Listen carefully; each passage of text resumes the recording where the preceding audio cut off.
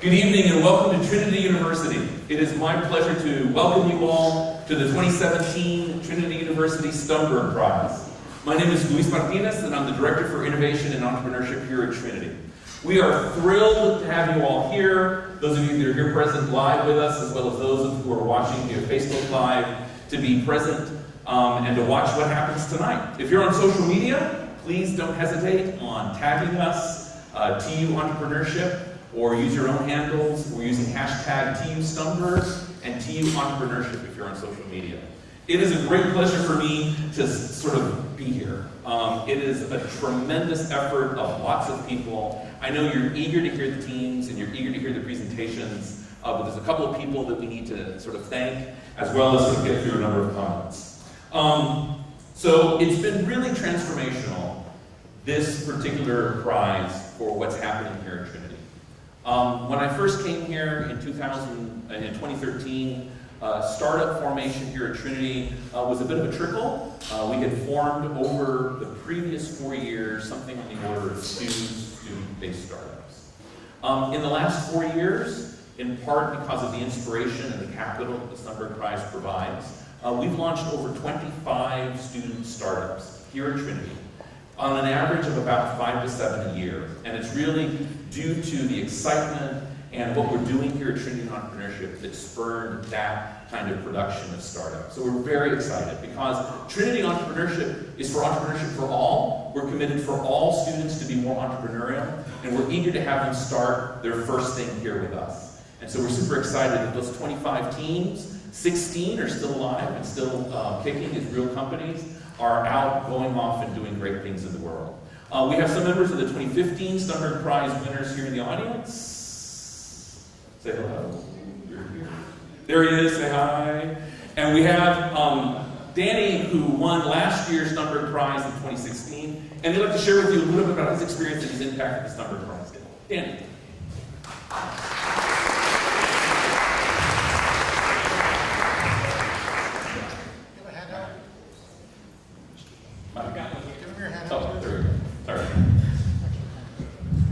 Hi everyone, my name is Danny O. I'm with the Country Club Collection.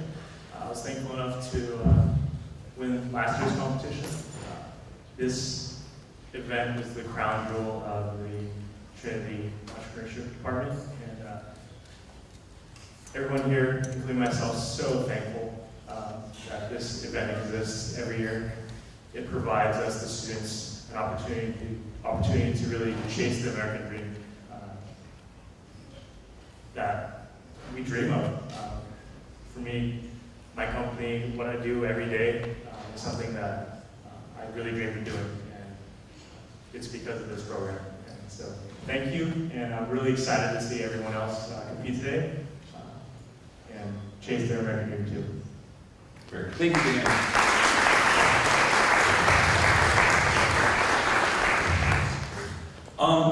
We couldn't do this without the generosity of the Stumberg family. In particular, Urban Eric Stumberg, who sort of endowed this incredible competition in honor of their father, Louis Stumberg. Louis Stumberg was a tremendous individual here in the San Antonio business community. For many people, he was the person you would go to for advice, the first person you would talk to. He made a tremendous impact in building San Antonio. We're very grateful and thankful for the Stumberg family. In particular, we'd like to acknowledge Mary Pat Stumberg, his wife, who's here with us in the audience. Thank you very much.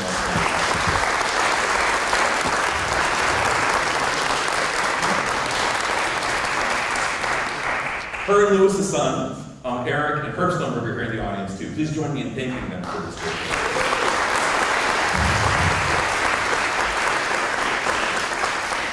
Trinity is committed to entrepreneurship at all levels, and we're thrilled to have the president of Trinity here with us, as well as the vice president of academic affairs and a number of the other senior staff. Thank you so much for the administration for Trinity for your great support of our program here and helping students build something for real. Thank you.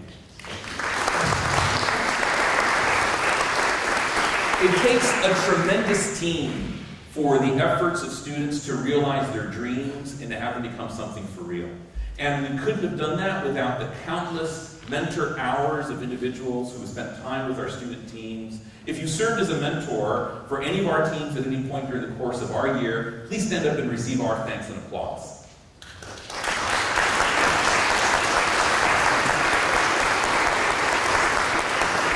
We're very humble. We don't like to stand.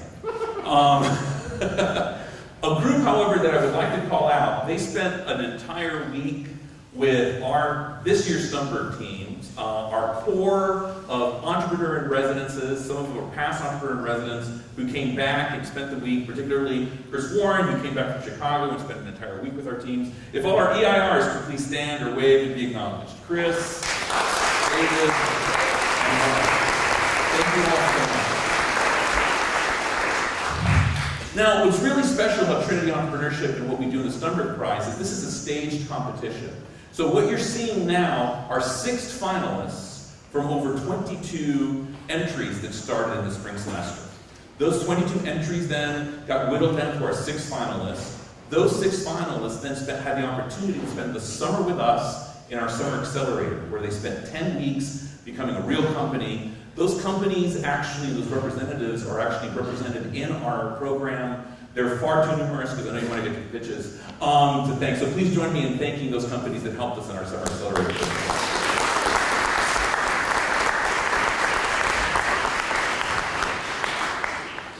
So, a little bit about the rules for tonight. This will be Shark Tank style, where we will have the opportunity for the teams to interact directly with the judges. The format will be 7 minutes of pitching, followed by 10 minutes of Q&A. If you get close to the end of that time, I'll gong you off the stage, so be prepared to hear that gong. The decision of the judges is final. So once the teams actually are finished pitching, they'll retire to deliberate and to see if any teams they feel are eligible to receive the $25,000 grand prize that we have for the Stumberg Prize. We're incredibly excited to have this incredible group and team of judges with us today. So I'll run quickly through their bios. Their complete bios are inside the program. First is Trish DeBerry, who founded the DeBerry Group, a communications and advocacy firm in downtown San Antonio in 2011. She serves as the president and CEO, and their firm serves clients in public affairs, PRs, integrated marketing, and crisis management. And she launched her career in public relations as the founding partner of Guerra de Barracote in 1997. Trish.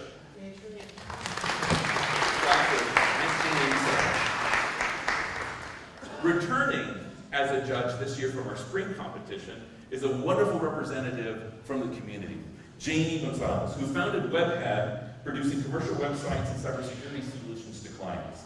Since 1994, when she founded her business, she's grown into a multi-million dollar operation. She's been inducted to the San Antonio Women's Hall of Fame, has received the San Antonio Hispanic Innovator Award, has been named the Acción Texas Microlender Entrepreneur of the Year, and was also highlighted by the San Antonio Business Journal as a 40 under 40 rising star. Please join me in welcoming back to the Stumberg competition, Jamie.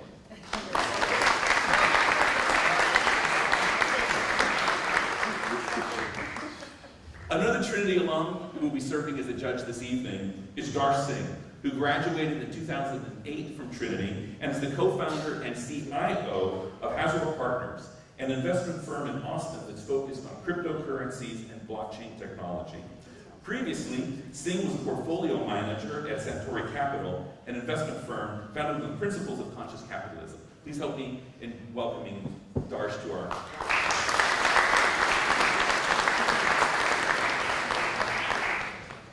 Our final alum judge comes all the way from Kansas City. So Jeff Yao, who graduated from Trinity in 1989, funded and founded DataCore Marketing, a Kansas City-based innovative data-driven marketing and technology company in 1992, where he served as president and CEO until 2013. In 2002, he was named Ernst & Young Entrepreneur of the Year for Kansas and Missouri, and most recently, he served as the Vice President and Chief Business Officer for Woodside Health and Fitness. Please join me in welcoming Jeff back to Kansas.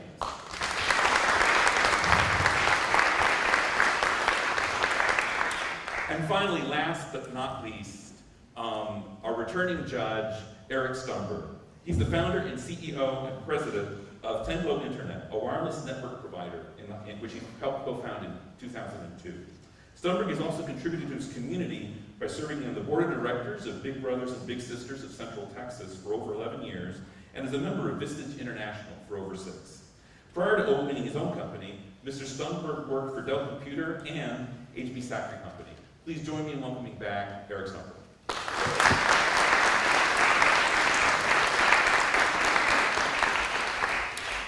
You ready? Yes. You ready? Yeah. All right. Ready or not, here we come. This is the moment you've all been waiting for. Ladies and gentlemen, it is my pleasure to introduce to you our 2017 Stumberg Prize finalists competing for a $25,000 grand prize. First in the program, Relax and Do Design.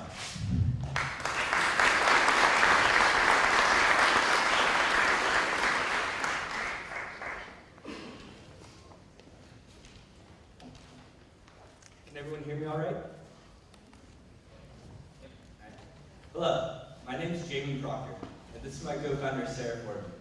We are RADD, an outdoor gear company offering simple and easy-to-use products. Last March, we orchestrated a successful Kickstarter crowdfunding campaign, raising over $11,000 and shipping 120 units worldwide. This campaign taught us a lot about running our business. Even with the leftover funds and some of the Stumberg seed prize, we were even able to create an initial inventory of our product. We took this inventory this summer on a 3-week marketing road trip across all of Colorado. During this trip, we stopped and met with over 100 retailers, asking them questions for market research. They told us how the hammock market was saturated and that there wasn't room for another hammock. The differentiation that we thought we were making just didn't exist in the consumer's eyes. However, there were other things that people started telling us that caught our attention. Throughout our entire trip, we kept hearing people complain about how difficult it was to get into camping.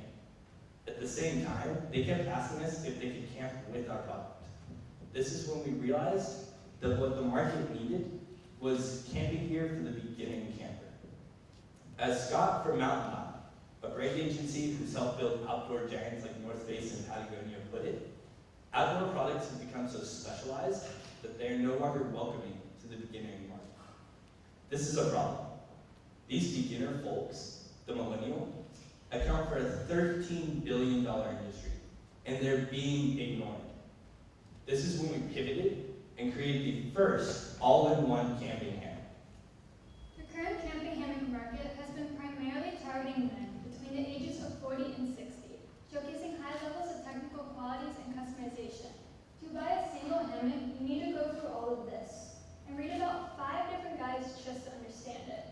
Now, if reading 5 guides isn't for you, you can go through and scour through about 100 different, 1,000 different, million different options just to find 4 separate products to satisfy a complete system. As we found from Forbes, the easier this path to purchase was, the more likely a millennial consumer was to return.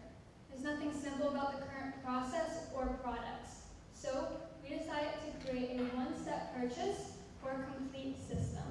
The all-in-one camping hammock has everything you need to go camping. It is the first fully integrated, yet removable system, allowing for easy customization and adjustments. It has protection against the hard ground, bugs, and rain, all in one system. In order to secure repeated sales, we'll be using a beta business model, having complementary accessories. Now, to prove the demand of this product, we cold called the same retailers who have rejected our products over the summer. We approached them with our new designs, and they loved it. In fact, they love it so much that we are proud to announce that in under 3 weeks, we already have $12,000 of sales on this product.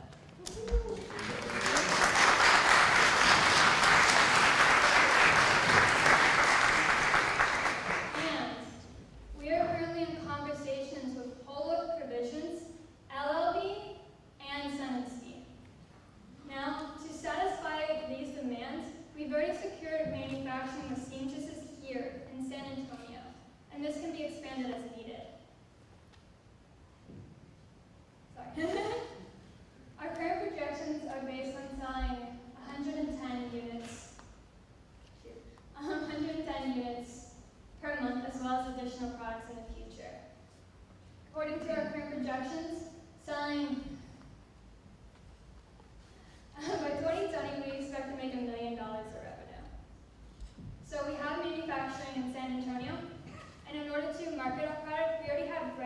ambassadors in place. These brand ambassadors are generating posts and conversations about our product, expanding our social media influence, a critical component for the millennial generation. To create a trustworthy brand, we will be marketing and gear review articles. We're not alone in our efforts, however. In order to make the best decisions and connections within our industry, we created a board of advisors. Our advisors have over 120 years experience in sales, retail, manufacturing, and marketing. They've helped brands such as Patagonia, Chacos, and Osprey become the outdoor giants they are today. They've even done marketing for Fortune 100 companies. All of these people are someone that we can call at any point, and they will tell us anything. They've sat with us for hours, pouring their expertise into us. Now the $5,000 helped us build an initial inventory, form an LLC, and build and grow our company. The $25,000 would be crucial in building RADD. We plan on creating a respected brand in the industry. To do this, we're going to increase our marketing efforts. We also plan on investing in another Kickstarter campaign. We've done the research, and with what we learned from our last campaign, we expect we can raise over $200,000.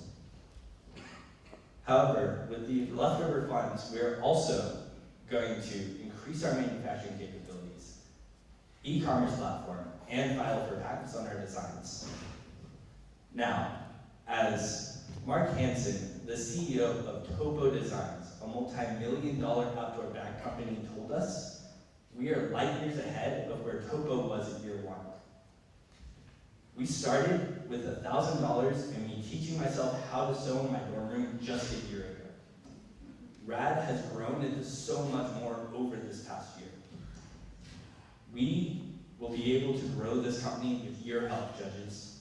With you, we can grow into the next outdoor giant. Thank you.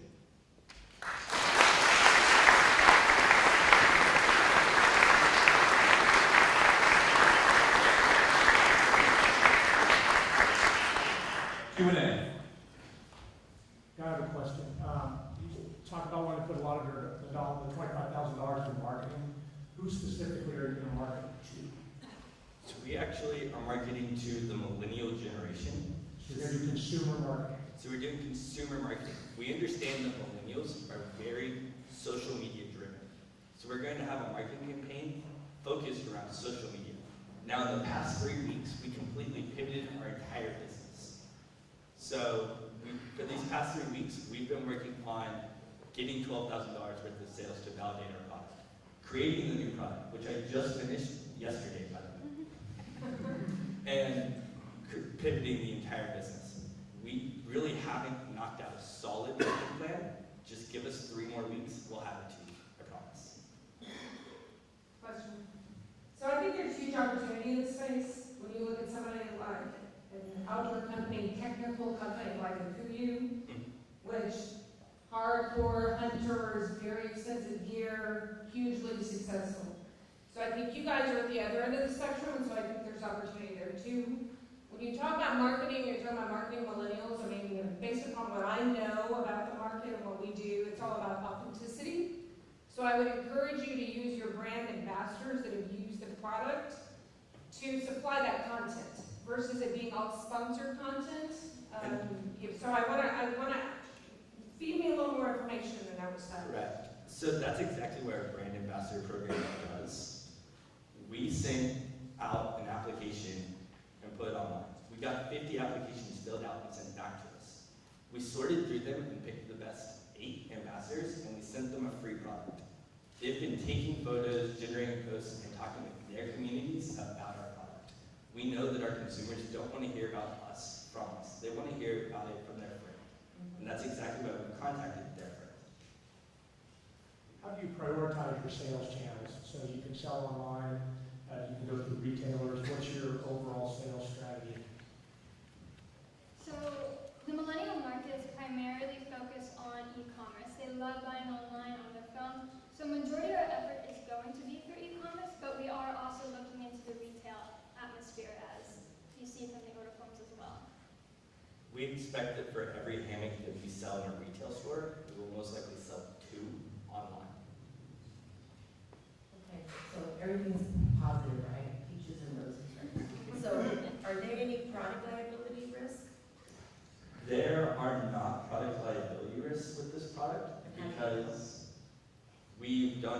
research on the product and regulations with the product. It is an unregulated product, which causes risk in itself. However, we've had warning labels written up that state, do not hang our product more than 18 inches above the ground. If you hang it more than 18 inches above the ground, we are not liable. We do have product liability insurance in place. It is a hammock. It is holding your body weight. Yes, there's some liability. We have taken steps to cover ourselves in that. And do you currently have adequate insurance for the basic growth that you're predicting? With the basic growth, we do not have adequate insurance right now. As we grow, we will invest in more insurance. Okay, so let me ask you another question. So everything's great, you're growing, obviously you're, ahead of the game. So what if someone tells you today, what is your evaluation of an exit to determine the given market comparables? How will you evaluate your worth?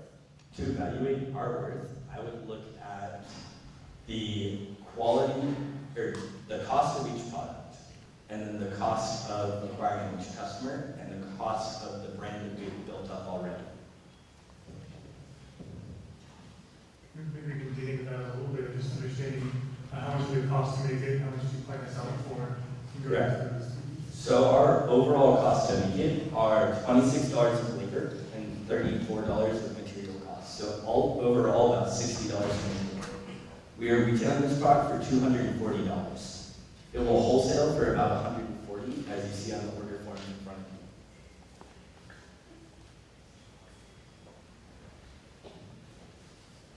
What's your ultimate long-term strategy with the business? Are you wanting to roll out multiple product lines?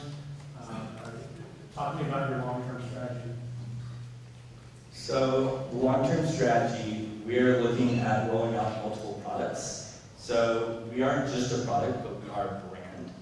And that's really what we want to focus on. So this is not going to get us everywhere all at once. We understand that this product will get our foot in the door.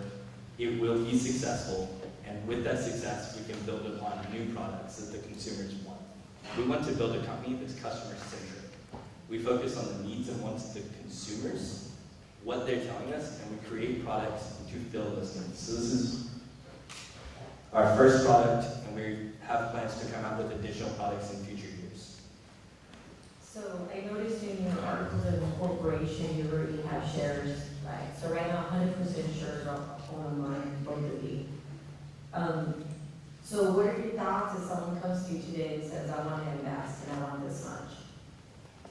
If they want Because to, right now you make all the decisions, she doesn't get to make any with 35%. I can blame him if something goes wrong. But I'm asking you, you decided to take 100% pretty much with 65% ownership. So you don't really need to ask her. So my question to you is, if I came to you today and I wrote a check and I said I wanted to invest, we would talk between the two of us and figure out what part of our equity we're willing to give away. Of course, because I have more equity, most likely the majority would come out of my equity, and we would divvy that up. As people come into our company, we're planning for our 100% to become about 60, 55% of a larger pie. Currently, there are just 2 people, and so we have 100% of what we're foreseeing as 60, 55%. so it seems like your setup is not really for acquisition or for investment. It seems to be more of a legacy, traditional business model. Is that the case? Yes, that is how we formed. Over the summer, we realized that there is opportunity for investment, and so that's why we were willing to change. Okay, thank you. So why does this matter to you, this product? And then what do you do if you're not awarded the money? So this product matters to me a lot because of how I grew up. I grew up camping and hiking with my family as a little kid. And when I was 16, my mother had a stroke and was hospitalized. I spent 2 years living out of my car with a duffel bag, my mountain bike, and a school backpack. Those 2 years were really tough. And what what got me through it was thinking back on the memories and experiences of everyone camping together. What this product and company means to me is sharing the creation of those similar memories and experiences with other people. If we don't get the 25 grand tonight, things will be rough. It'll be hard to do it. But we've bootstrapped it this far. I know we can figure out a way. Comment. You guys did a great job of leveraging the funds to be where you are. It's rare when you have someone who says we had this great idea and it turned out it was not the right idea and you pivoted. So we should take a lot of encouragement for raising the money, getting your lessons learned, and actually being wise with them. So, well done. Thank you. Couple of things, if you were to add your ideal salary, would you still be profitable? To these projections, I believe we would. Or what would be your profitability?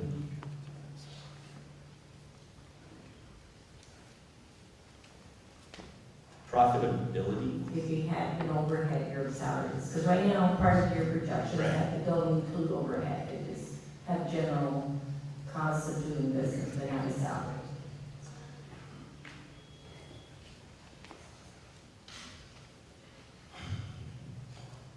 I would honestly want to pay myself about $44,000 for the year. Okay? In which case, how much do you feel comfortable with, Sarah? Fine, that's more. I would. We're looking, because we didn't involve the overhead, because we are in college. We're not planning on taking a salary until we graduate. When we graduate, I'm planning on taking a very measly salary because I believe in the company and I really want to invest as much as I can back into the company to help it grow. So how have you captured the attention of the major retailers that you talked about?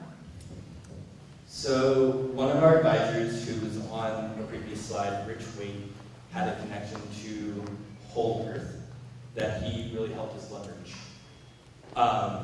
The connection to Sun and Ski Sports I actually made when I was mountain bike racing in high school. And the LOB connection, we were talking with a student's family here at Trinity, and they said, hey, you're connected with the LOB CEO, would you like to talk with them? And so we said yes. Many of the retailers that we've been contacting were some of the retailers that we walked into the stores while we were in Colorado. So we stopped at about 100 different retailers. So we have lists and contacts of all of them, and we're working on contacting many of them. Impressive, yeah. I mean, I've been impressed by your market research. Because I think first and foremost, that's what you've got to do, is you've got to get out there, whether it's through intercepts, you've done a lot of qualitative research associated with products. You know, and you can't, I think, place no stock in the fact that you're out there and you're talking to people, and sometimes stuff just happens as a result of, like, you know, grit and hard work and feet on the ground. So, kudos. Very good. Thank you so much. Join me in thanking Rob.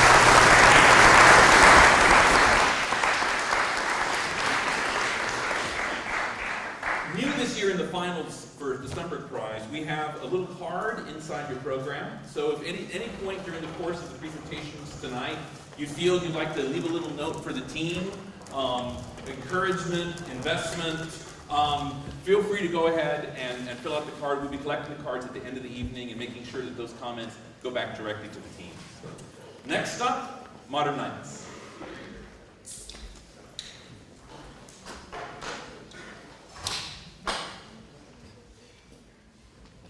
Good afternoon, everyone. I'm James Levitt, CEO of Modern Nights. This is Marshall Tickner, one of our developers. And we're here to introduce you to a $375 million market that most of you probably don't know about. And that's miniature wargaming. Plastic and resin miniatures like the ones we have here that people buy, build, paint, collect, strategize, and play war games with. It's great fun, and we are making headway in the industry with our very own game, Crusade of Two Suns, where you can play as desert raiders or to something we like to call killer band. If I just threw a lot at you, imagine Lord of the Rings or Game of Thrones meets a very complicated chess game. This is actually a competitor product we have up here, and we have it up there for a very good reason. We were doing some customer validation and saw someone buying this. I should also mention real fast that the company that owns this product reported $155 million in revenue in 2016. So we walked up and started asking our customers about to buy this some questions, and eventually they said they absolutely loved this business's product, or the business's products, but hated their actual business. When we asked why, they showed us that the box was $100 for those 3 miniatures, and it was that way because if you bought it, you were probably going to win whatever game you were playing. And that markup in pricing and that pay-to-play scheme that basically rewards you for your wallet size is running rampant through all gaming right now, including digital. It's embracing good mechanics, and essentially you see the companies that are doing this wiping away their communities very slowly as they get fractured and angered. So we wanted to make a company that is affordable, lowers the barrier to access to the hobby, and brings more people in. We wanted to give those people a competitive skill-based game that doesn't reward their wallet, but they're learning instead. We wanted to give them a world that they actually nurture and build with the founders, which we'll get more into later. And we wanted to make this new niche market for these dissatisfied consumers using digital media and social marketing that a lot of the current companies are straying away from because they don't want to be confused with video games. So we have 9 people working for Modern Knights in 3 different teams: creative, development, and marketing, all working with their own goals and milestones, hoping to bring it to the market. So our creative team has been working to build the most dynamic universe possible for our players. This universe expands from the vast ruins of once great civilizations, to distant forests and parts of the moon, all the way to towering gates in the sky that lead to other worlds. And at the center of this entire universe is you, because the goal of our creative team is to make you, the player, the focal point of everything that happens in this universe.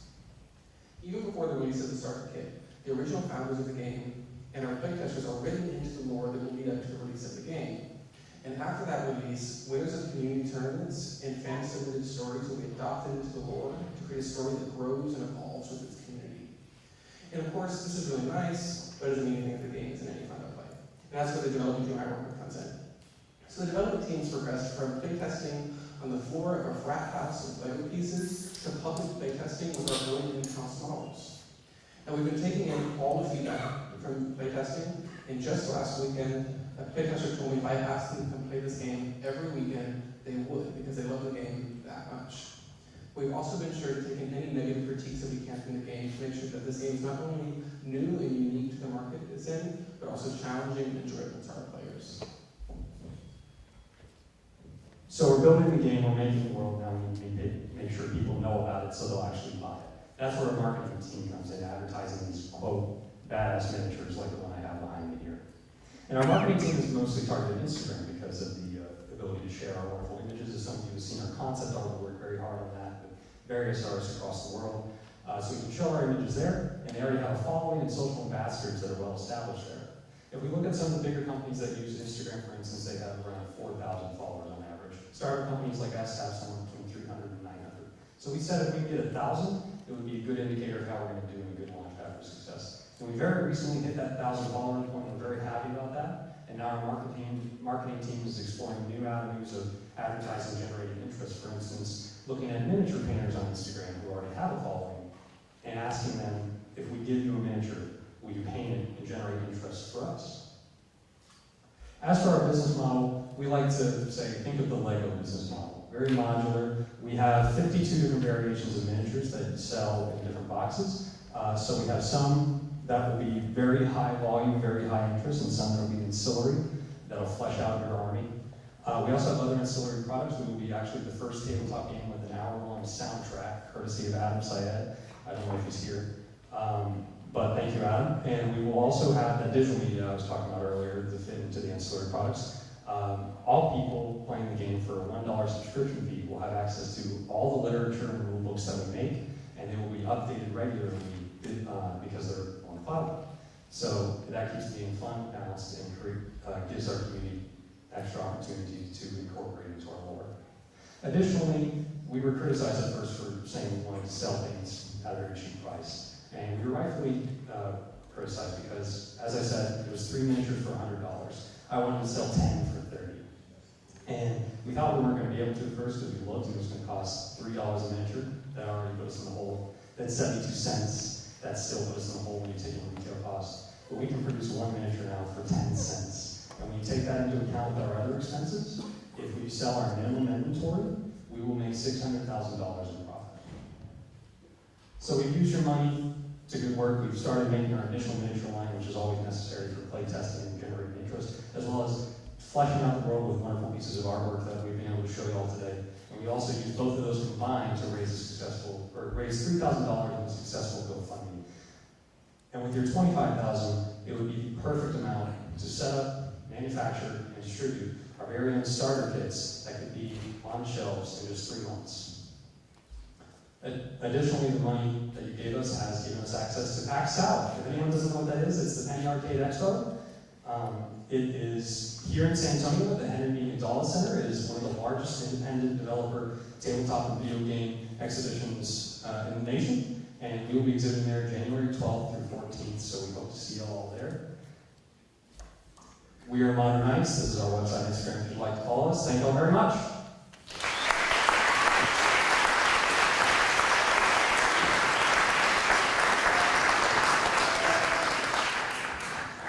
We now have 10 minutes for Q&A. If the judges could please speak into the microphone.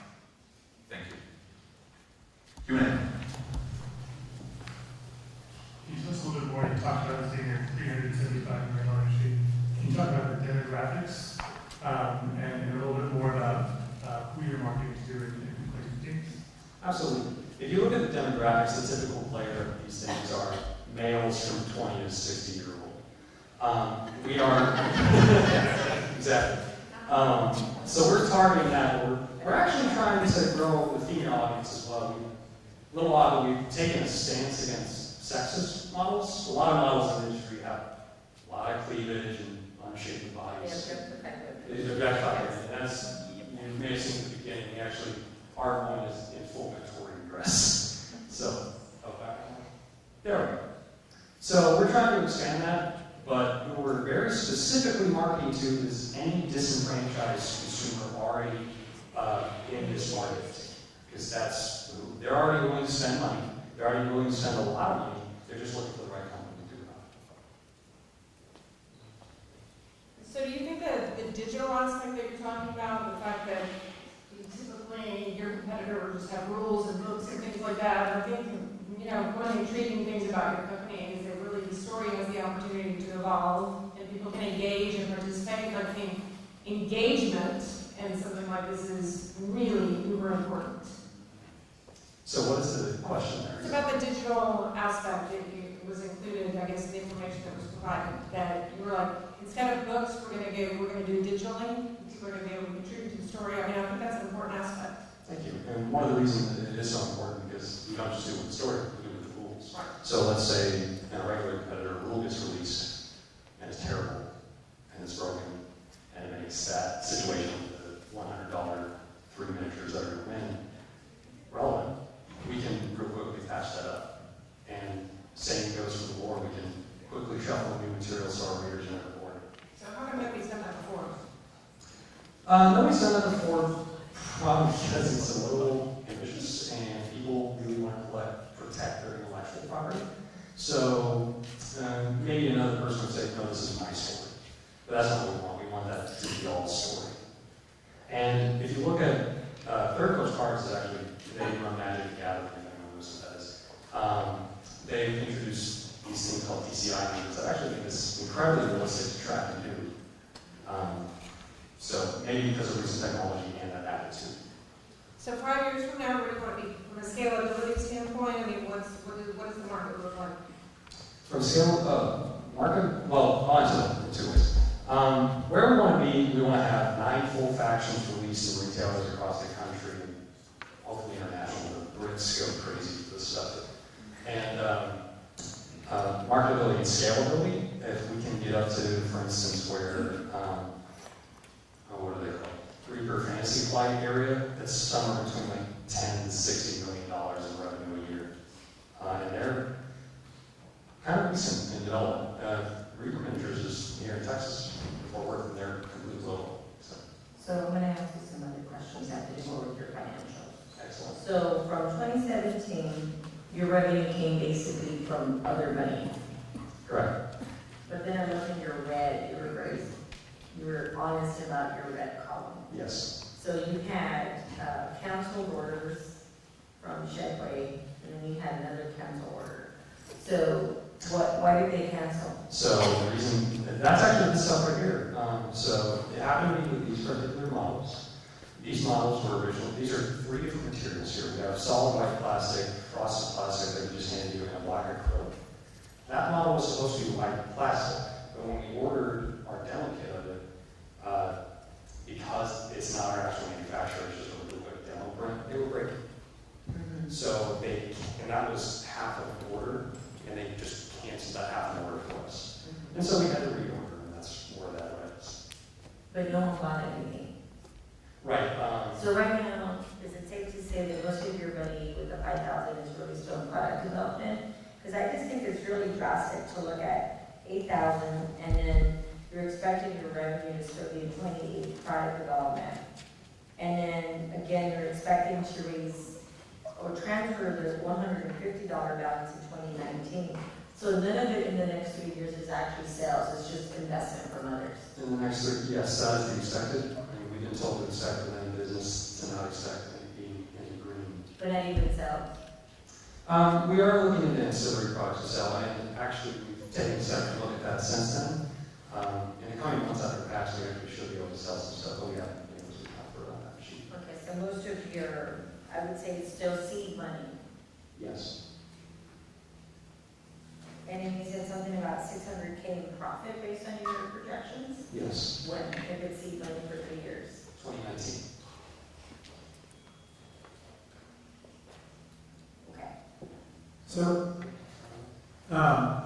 so you're gonna sell primarily to retailers? Yes, that is And so that's how you're hoping to convert people that are using a competitor, they're gonna purchase your product. I would think keeping your product fresh would be important because there could be some staleness. What's your strategy for getting customers you convert, so your customers, to buy on an ongoing basis any type of refresh products that you have? Okay. So because the game is modular, and it's more, it also lends to a collection base. You're constantly buying, trying to improve on different strategies. Say I have this, and I fight someone with it, and I use this for a year, and I lose. Now I want to look and see how I can improve. So I buy more. That guy should be said. So that is how, and also for the stale part, typically with games like this, you have things like expansions and various models coming out over the years, and adding into the actual factions. So that is how we would keep it from being stale. So you would, from a marketing strategy perspective, you would try to, once you identify who bought your product initially, you would communicate with them with new products, et cetera, and try to really push the collection aspect of it? Yes. Pretty good. From my understanding, I'm probably so the engineering major, so I'm probably like the big nerd in the group. But for people who played Mexican, a very popular card game over 2 decades ago, the collection aspect is really interesting. You know, the value of Magic cards has never gone down every single year. And so from a collectible and investment perspective, it's kind of a unique dynamic that's very niche marketplace. People actually, there's active markets on building collections. And so I'm kind of curious a little bit more on top of the game. When you mentioned sort of 5 years from now, the brand, what are you trying to create, the type of community you're trying to create, and just the idea of the culture of gaming as it exists today. What are you trying to change? You're trying to kind of dig a little bit deeper. You talked at the very beginning about the disenfranchised gamer or player, and really want to understand what are you trying to change, and what's the culture you're trying to create with this market? I think the culture I'm trying to create, or we're trying to create, is one where you're not, as a gamer, looking at these faceless companies that you just hate, and that are making you pay $60 for your hobby. You know, as a gamer, I think I speak to any gamer here, I'm tired of being overcharged for games constantly. So I just want to I want to make this a more accessible industry because of that lowering of the price we talked about. That's one. And then with the community involvement, having a world that the people build with the founders, it will give them something that actually makes them feel like they matter in the industry, which is something I know over the past years when I played, I did not feel at all. Mark, how much of it is $25,000 beyond? So, I can hear you. oh, sorry.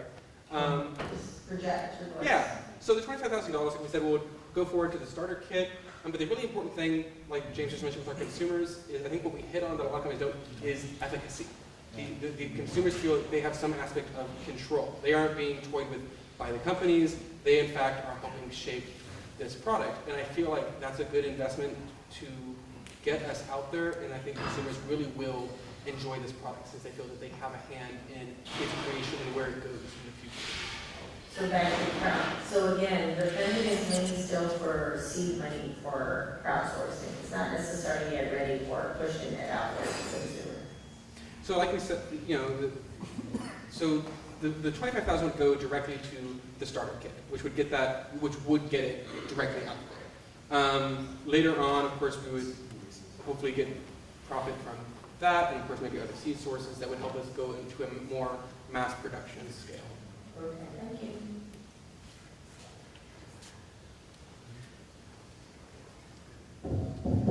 That works. Cool.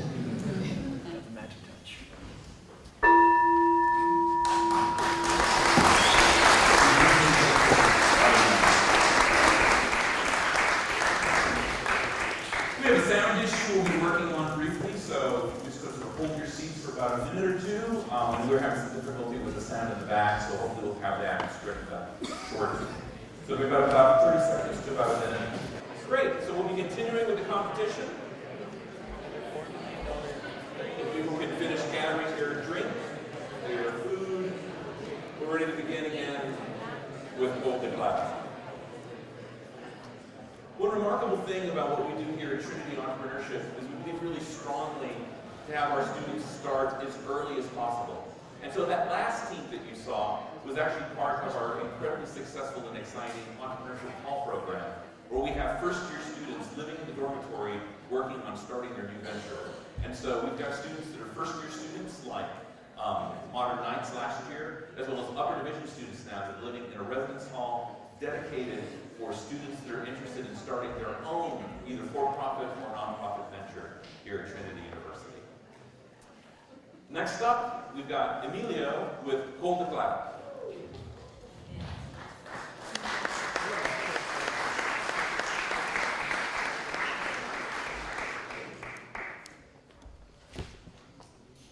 Hi everyone, my name is Emilio Hernaza and I'm the co-founder and CEO of Hold the Cloud. Let me start by asking, how many people find it frustrating and difficult to file your taxes? I could not agree with you more. Here in the US, it's fairly simple to file your taxes because you guys have great tools such as TurboTax and HR Block. You can file online, easy, secure, cheap, but not in Colombia, my friends. In Colombia, if you want to file your taxes, you have to go look for this guy, an accountant. He's gonna help you out. Now let me explain this problem through the eye of one of our customers. His name is Juan Willis. He's our ideal customer. He's 28 years old, a software developer who earns $14K a year. He owns a car, rents his apartment, and has some money saved in his bank. He has very few assets, which makes his tax return fairly simple. But for Juan, it is a pain in the rear to file his taxes because everything is done by paper. So, which makes it confusing, expensive, and it takes forever. What's the solution for Juan? Hold the Cloud, an online tax preparation platform that allows him to file his taxes electronically. And of course, we get rid of the paper.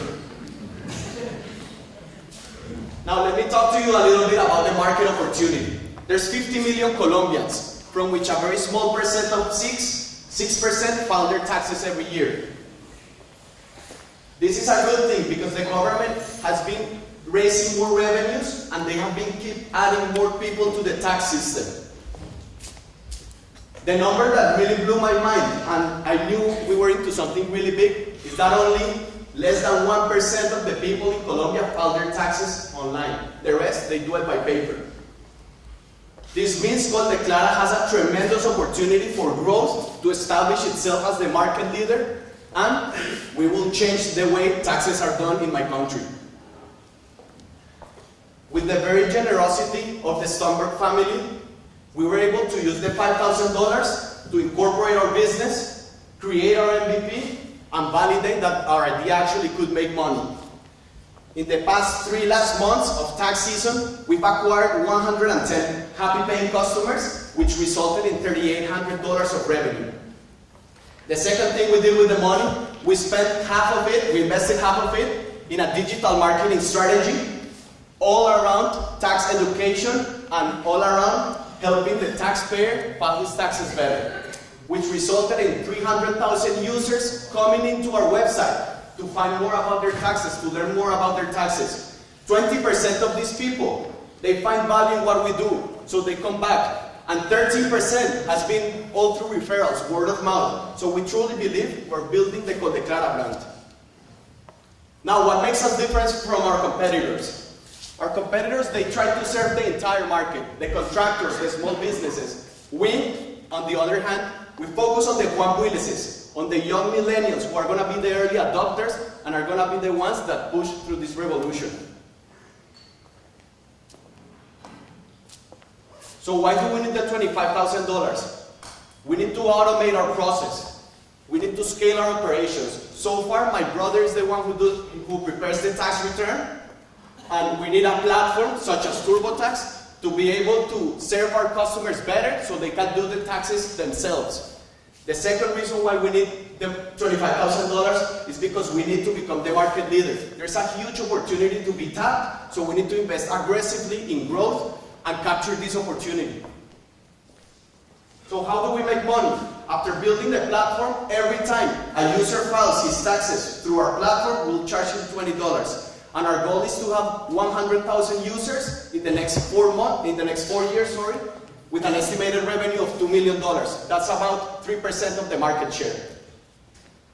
So who's part of this dream team and this amazing idea? It's my brother, my roommate, and myself. My brother, he studies accounting and business in Colombia. He did an internship in a very prestigious tax firm, so he's very familiar with all of the Colombian tax regulation. My roommate, who's right there in the audience, he's a great resource. He helps us with all of the technology and helped me during the summer accelerator building the MVP. And myself, I study accounting and finance here at Trinity, graduated this December, and I also did a volunteering in San Antonio helping low-income individuals file their taxes, where I had to go through training with the IRS and learn how a successful filing platform looks like and what I want to bring back to my country. So judges, why should you vote for us? The first reason is that we're a very committed team. Both my brother and I, we've burned our ships. We've received very attractive offers from Big 4 accounting firms, which we turned down because we truly believe we can change the way how taxes are done in our country. The second reason, and this is more personal one, the moment I first stepped foot here in Trinity, I told to myself, you know, Emilio, you're very privileged. You're maybe one of the 1% in your country that can actually go to the US and get a great education here at Trinity. So I told myself, I promised myself, I'm going to go back and do something about it. And I always told myself that I was going to go back and do something about it. I didn't want it to stay here. Even though it's great, I want to go back and do a difference in my country and change the way how things are, solve the big problems. And I think that's, in the end, that's what Trinity is about, and what entrepreneurship and what we've been taught in the department about. Receiving a world-class education from young leaders, getting the best education possible, and going back and changing the world. So with your help, judges, please give us our vote and let us make this dream come true. Thank you.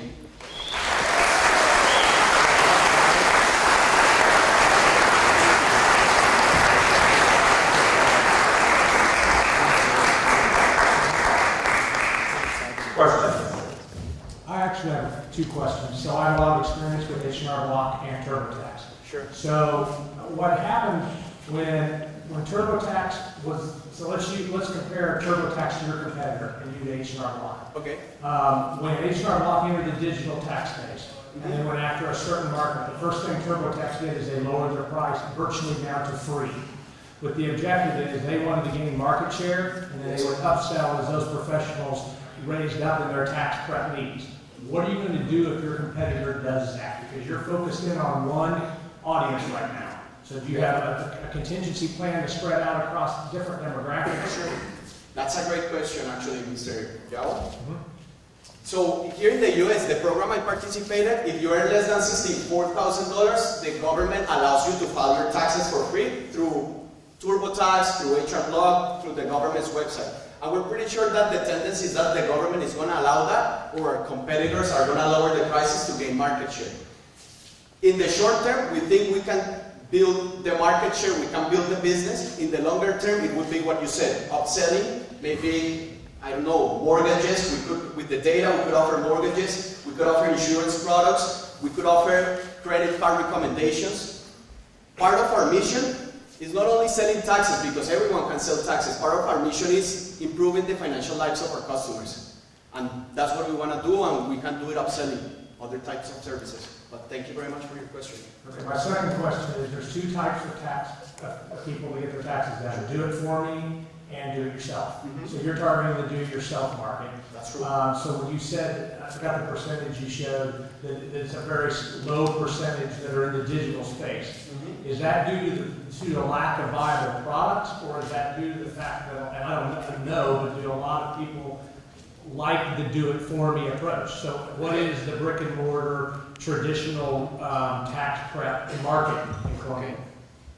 That's a great question. I'm going to answer it two ways. The first one is, we did go out and we surveyed 3,000 people, and most of the millennials, the young people, said, I don't want to call an accountant to have to do my taxes, I want to do it myself. So that was their biggest pain, or their biggest frustration, actually having to go to an accountant and do the taxes, because they have very simple tax situation or segment.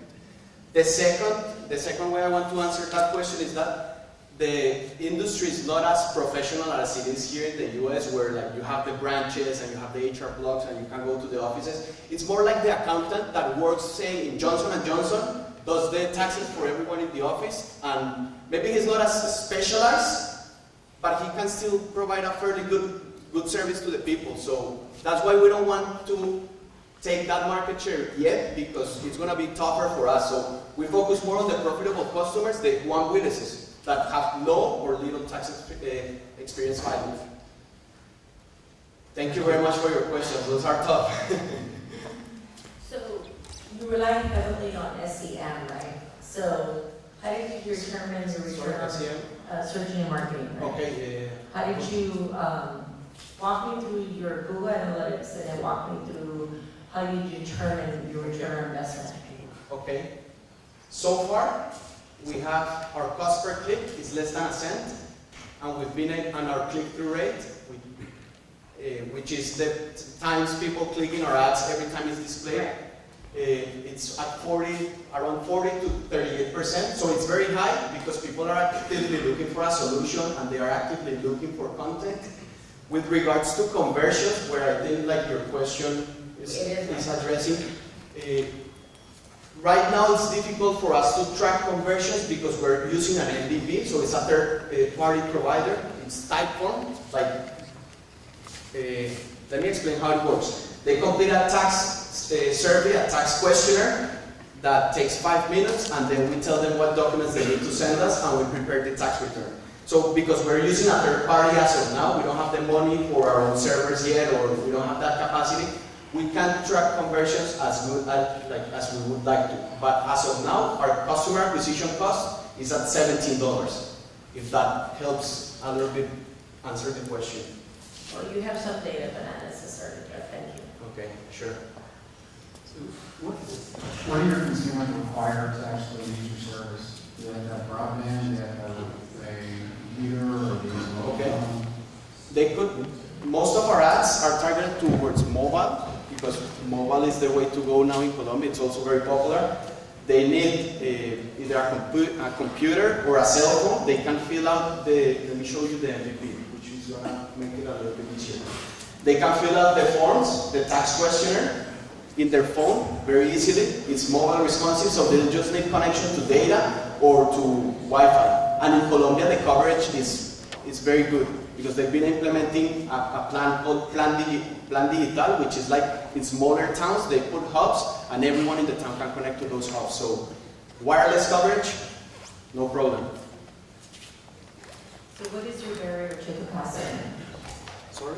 What is your barrier to capacity? To the passage? A barrier to scalability, not entry, Okay. capacity building, volume, scalability. Okay. What would be a barrier to that? That's a very good question, Mrs. Gonzalez.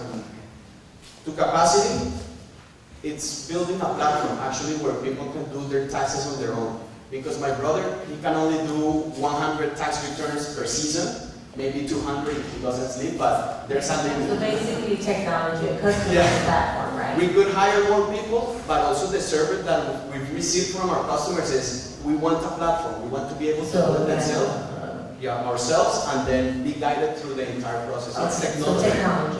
And that's how we plan on investing the money. Well, yeah, that was my question, because when I look at your 2018, your 2019, where you would spend money, there's not enough money in technology. Actually, there's not even other than product development. Okay.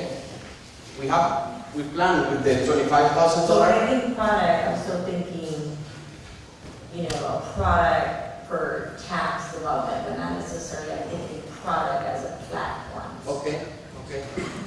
So like in the financials, we did it, because we're amortizing the cost, like it's weird, but if I explain it in simple words, it's $15,000 of the money is going for technology, and we actually have a plan. Let me show it to you. We have a plan with developers in Colombia, with one of the most successful and most innovative companies in Colombia. Because I don't see it in here. The thing is, we're in the middle of the talks with them, so. That would have been good. Sorry, I forgot to mention that we're in the middle of talks, doing a partnership with one of the most innovative design companies and web development Well, companies. everybody's innovative, right? I'm innovative. So it's about what you can afford and how you scale. If we're able to do the product management and work with them towards building something great. When's tax filing? Tax filing season. Yes. When is it? So in Colombia, it's a little bit different from the US. Here you have April 15th, and everything is done by April 15th. In Colombia, it starts in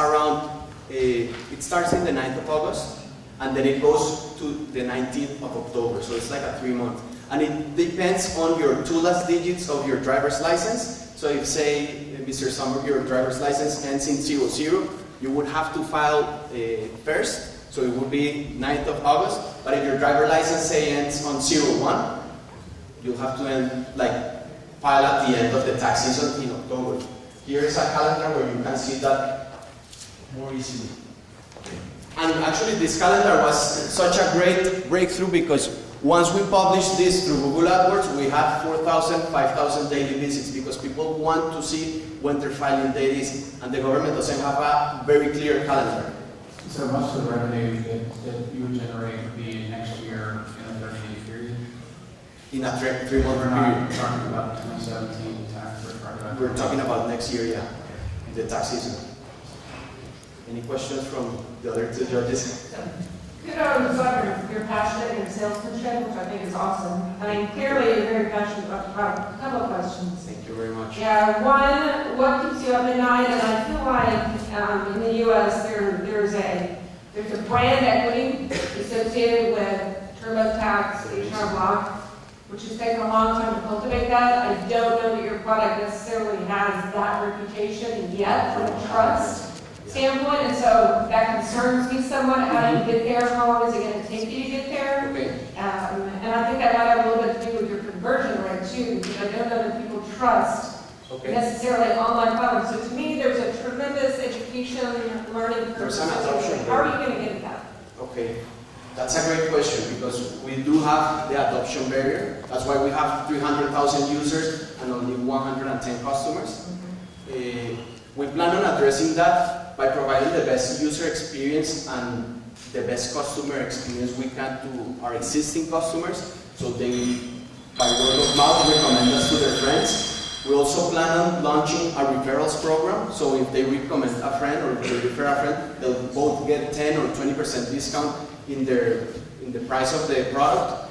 And I think it comes down to giving the best experience and educating. Like right now, we think we're educating and we're building ourselves an authority in the education space. And once they start trusting us more in that space, they would most likely use or try our platform. Maybe if we had to give an aggressive discount and they try it out, or the first year for free and then we upsell them, we need to devise on some strategies, but your question is perfect. Thank you. Have you had any of your data, how many of them were Tober users and then used you and why? How many were what? How many of them had used Tober tax, Tober, I don't know, how to use that. I have a very expensive CPA, so I don't know. How many of them used them and then used you and why? TurboTax is not in Colombia as of now. Okay, so that would just say that you don't have that competition We in don't Colombia. have TurboTax. And that's who your audience is Colombia, not the United States. It's only Colombia, and it's the young millennial, such as Juan Willis. I just want to, You don't have familiarity level because of that. Sorry? You don't have the familiarity level with the process like the US does, because there's not something like that in the market. So There's nothing. I go back to adoption, so from the $25,000, if we were to invest that $25,000, how much of that would go? Have you calculated that into education? I mean, I appreciate the fact from a Google AdWords digital standpoint, I mean, I think you've done a really good job on that. I just Yeah. think that there's a steep curve. Yeah. To answer your question, we're testing, so it would be 5,000 in Google AdWords, which are current metrics, which will allow us to reach 1 million users. We also plan on doing educational content marketing, so develop tutorials, great videos, infographics, blog posts. It's all about the education, because if not, they're not going to use a product they don't know. So here's my question, if you go back to the slide with the, I'm like trying to save off your job, but so you can get one. This is my biggest challenge here. Sure. I love your passion, I love what you're building, I love that you're making it simpler. I understand why the file tax for phone is awesome.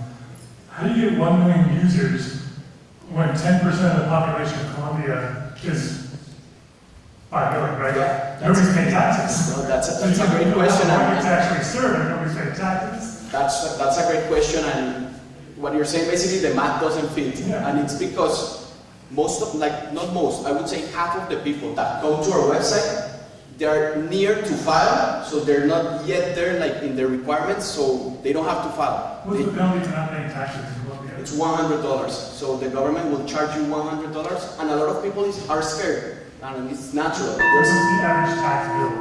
sorry? What's the average tax rate amount that people pay? What do you mean? Like So how much they pay? Yeah, how much does the average person pay in taxes in Colombia? I don't have that data point. What I know is that 1/3 of them pay additional taxes apart from withholdings. Another third, just zero, they're clear with the government. And another third have their tax refund, which we plan on getting some of that money so they can pay us for doing the taxes with us. Thank you very much for the question. Thank you. Thank you so much.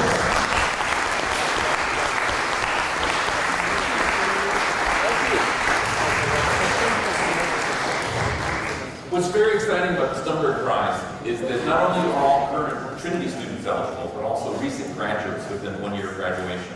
We're incredibly thrilled to have our first graduating senior with an interdisciplinary, one of our first, interdisciplinary second majors in entrepreneurship, pitching for you tonight with her company, Baking by Brick.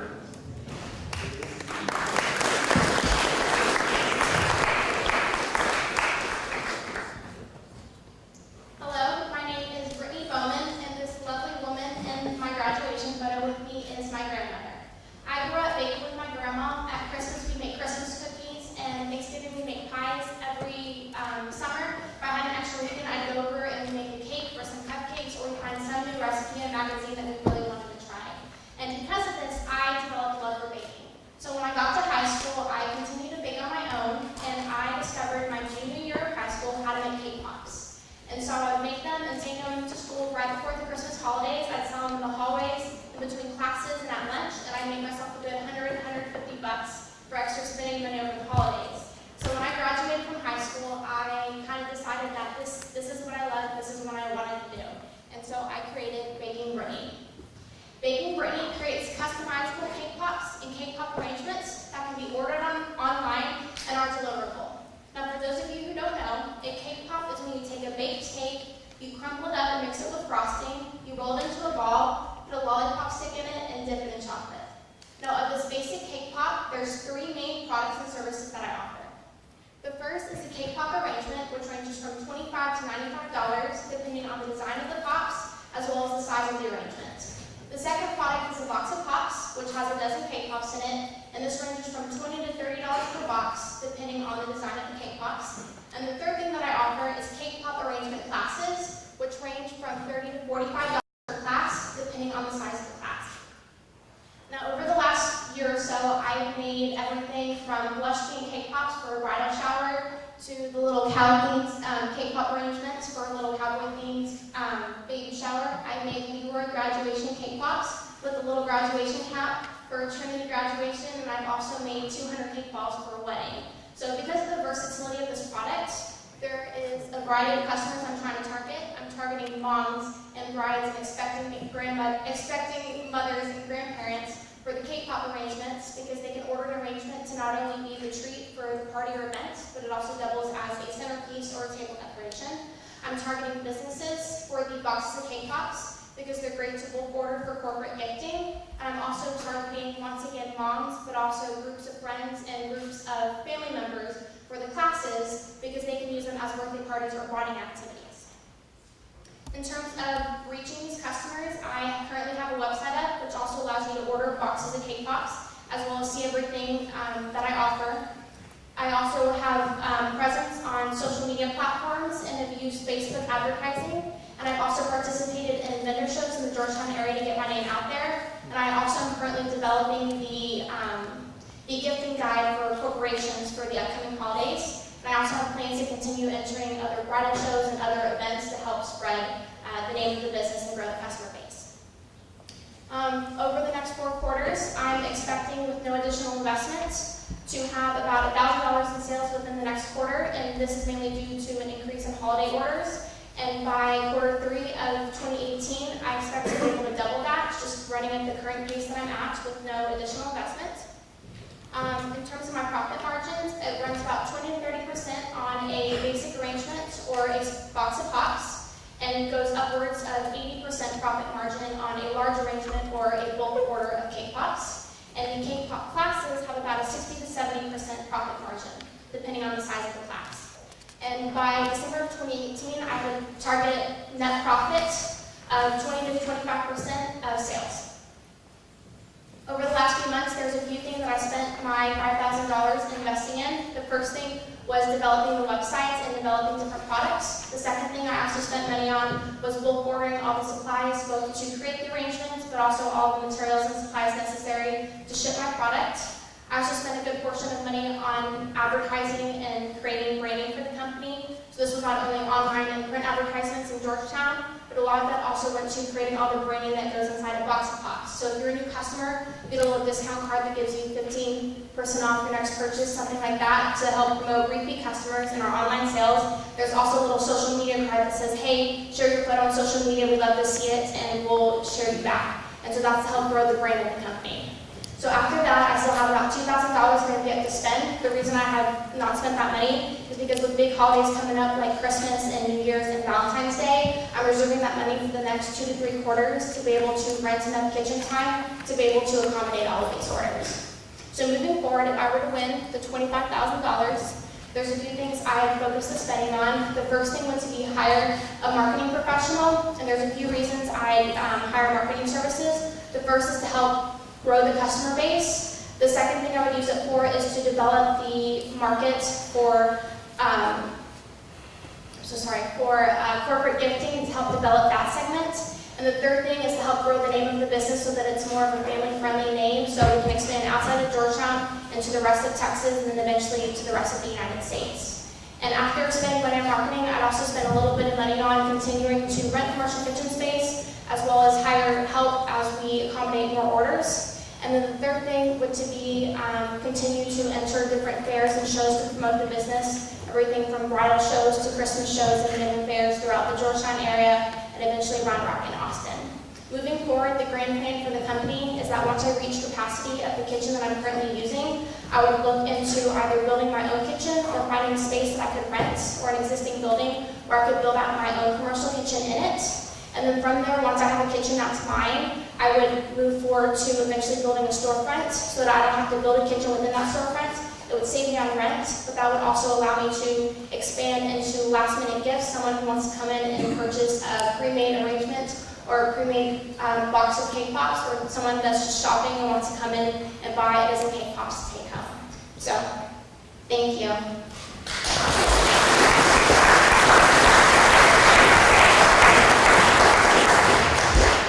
Questions for the judge? Can you walk me through your 8 top products that your lines of revenue are from? So I have cake pop arrangements, which can have anywhere from 1 to 3 dozen cake pops. And cake pops range $20 to $30 depending on the design of the cake pops. And so the price is based on how many cake pops are in it as well as the design that goes into making it. And so these are ideal for parties and events, because it's also a 7-piece since that's primarily how it's advertised. They're also great to send to someone as a gift. So in terms of the gifting segment, that's sort of the next direction to take this. The second thing is boxes of cake pops, and so these are for people who don't want an arrangement.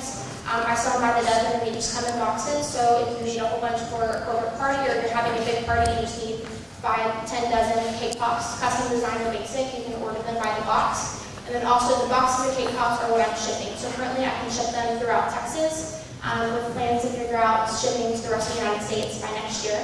And what is your profit margin for each of those? For arrangements, it varies. If it's a small arrangement, it's about 20 to 30%, and then if it's a large arrangement, it's about 65 to 80. And all of this is also relative to how many orders you're doing at a time. If I'm doing 5 or 6 orders a day, then having a small arrangement is going to have a bigger profit margin. But this is just currently when I have 2 to 3 orders at a time, currently starting off, what the profit margins are at. And are you charging too little or too much?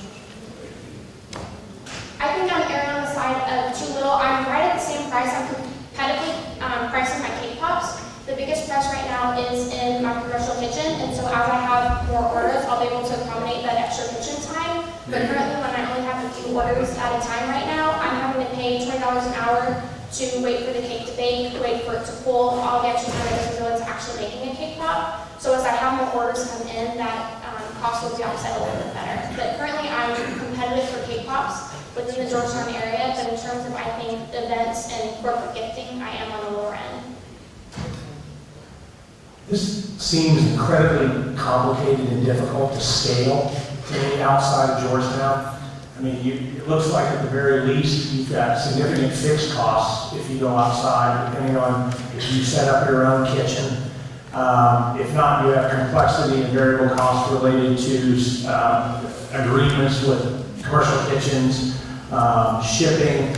Marketing becomes expensive because you're trying to create brand awareness. I noticed you said with the $25,000 that you want marketing to grow your customer base. I'm curious your comments, but marketing itself is not going to grow your customer base. Sales is going to grow your customer base. Marketing is going to probably build your brand awareness and awareness of your product, but it's not going to sell your product by itself. So it seems to me like this is a very cost-prohibitive business to scale outside of the area that you're in. Can you convince me otherwise? Currently at the very beginning, I think that is the biggest struggle is all of the costs that go into it, and I do think that's one of my biggest barriers. But moving forward, I've based a lot of my business in the model on edible arrangements, where you can go online and pre-order it.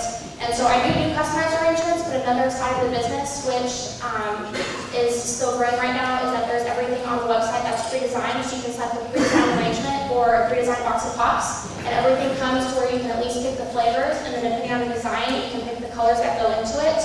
So I think that's the segment that's more scalable. I think in terms of just doing custom orders, it's something very local to Georgetown. I see it very comparable to someone like Carlos Bakery, where if you want the big cakes that you see on TV, you have to be at their shop in Lackawanna in order to do custom cakes, and they still have the pop-up shops everywhere that have their basic recipes and their basic things that they're able to copy and transfer over to all of their shops. So what is your top priority in the next 6 months? Next 6 months is to develop the corporate gifting segment. That's something that I didn't really realize was an avenue until about a month ago. I did a vendor fair in Georgetown, and I had 3 or 4 different orders come up to me and say, hey, this would be a great gift for clients. And so that's something that I'm currently working on releasing within the next month is the Christmas gifting guide to pass out to all of the businesses in town. And so corporate gifting is one segment, and then also just getting into different, Georgetown is very community centered, your family, that kind of thing. So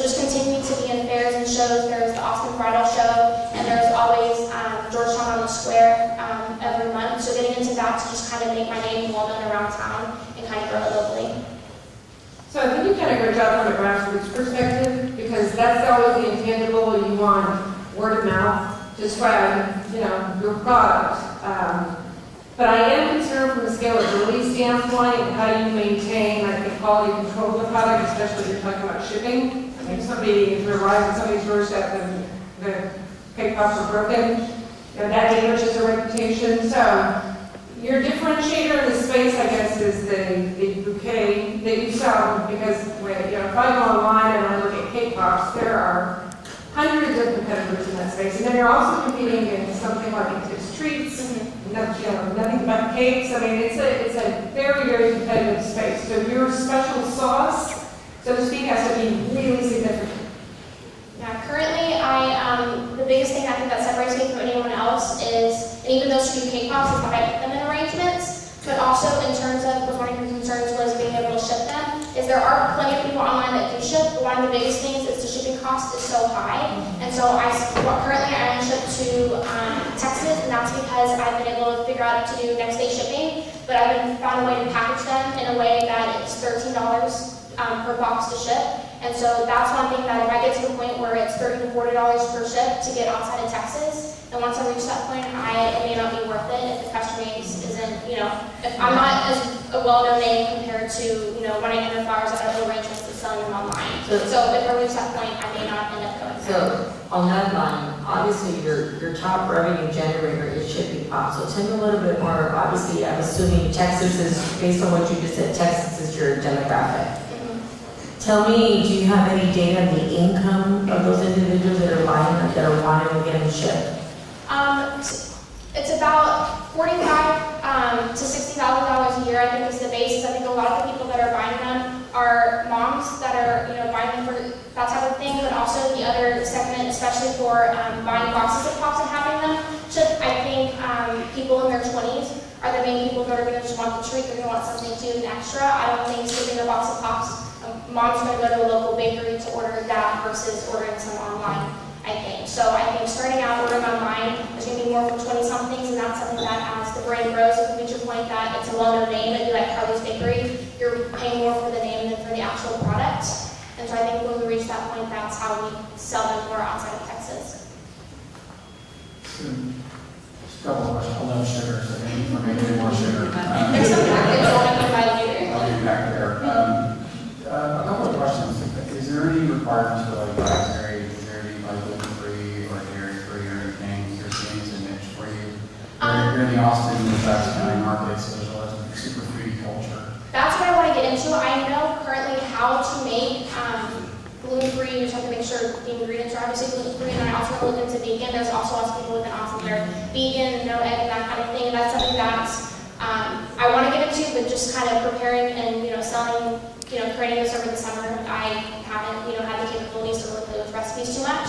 But that's the next step, is to do gluten-free. I myself am gluten-free, so it's really hard when I bake. So I do bake some gluten-free things just at home, but that's the next step to take this in, is to do more like the specialty, like even sugar-free for the diabetic and that kind of thing. Who's the labor cost in your financials? The labor cost is me right now, and then that was also within like the holidays, me having me and one helper. It is, I wouldn't pay myself in the beginning. I don't need to. I have a job, I need to get the business going, but that was something that, quite honestly, just in the past, if I don't have the labor cost in there, it's, you want to be able to account for that moving forward. So that's if I have me and one other person. I agree. Because if I don't have that in there, people are going to be like, well, where's the labor cost? I agree, so thank you for doing that. I think that everybody should input their labor costs. Yeah, so that's honestly, if I were to pay myself, that's starting off with me, and like I right now I'm using family and friends as my makers. They have, I have a friend and a family member that have their food permit, so when I need help, I bring them in. So that's kind of just, we're covering just the minimal cost of me and then helping me until I increase later on. Which one? So is your passion in baking? Yes. Everything, okay. And so in terms of the use of money, are you hiring anybody to help you? Because it sounds yes, like that's part of the money is, part of the problem is when I only have 1 or 2 orders, it's not really, it would cost me the same in labor to either we do it twice as long or get someone to do it faster. And so right now it's just me, but part of the money would go towards, especially towards Christmas, when I'm expecting to have a whole bunch of holiday orders and New Year's. I hired one or two extra helpers to help me fulfill all of those orders over the holidays. And I do see this as, in the beginning, being a more seasonal business, because you're going to have more parties at Christmas, more parties for 4th of July. So I do think that help will vary depending on the orders and how many I have to fulfill and that kind of a thing. But that's what part of the money will go towards, is being able to hire people to accommodate the orders. Thank you.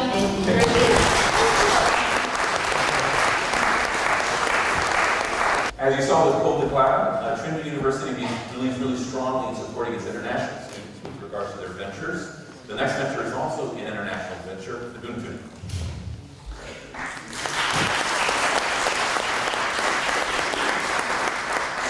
Hello everyone, and thank you for your time. My name is Alvin Babazi, and I'm the CEO and co-founder of Ubuntu, a company that's harnessing the power of data and machine learning to help farmers feed the world. As you might be wondering from my accent, I'm from Uganda, the pearl of Africa. It's a land that is nurtured with the value of agriculture. You see, my grandfather was one of Uganda's most progressive farmers throughout the 70s and 80s, and he once told me a parable in the local language as a child, which is Ubuntu burachira abantu burachira ebintu, which roughly translates to humanity leads you to the people who will then lead you to prosperity. Ubuntu means the spirit of humanity. Is a phrase that inspired me and the name of this company. You see, about 37% of our economy is driven by the 20 million Ugandans who, like my grandfather, work hard to make a livelihood from livestock and cultivation. When you think about agriculture, you might visualize crops, cows, land, but if you're a farmer, you also need to think about your productivity, efficiency, and profitability. See, farming is not always romantic. It's demanding. There are a lot of variables, and it's especially challenging if you don't have the right information to keep track of. A farmer needs to keep track of their animals and their well-being, the crops and therefore the weather, how much they're spending and what is being spent efficiently. But they also have other things to worry about, like sending their kids to school and providing for their family. All of this lends itself to a heap of challenges in the life of a farmer who's only trying to make the most out of their farm. And so, using our $5,000 seed money, we designed Ubuntu Dairy App, a product that provides knowledge and practical measures to farmers in Uganda, enabling them to increase their milk production. Our app, also available on web, makes it easy for the farmer to input their daily productivity, sales, farm expenses, and much more. Now, once the farmer gets familiar with our platform, then the magic can start happening.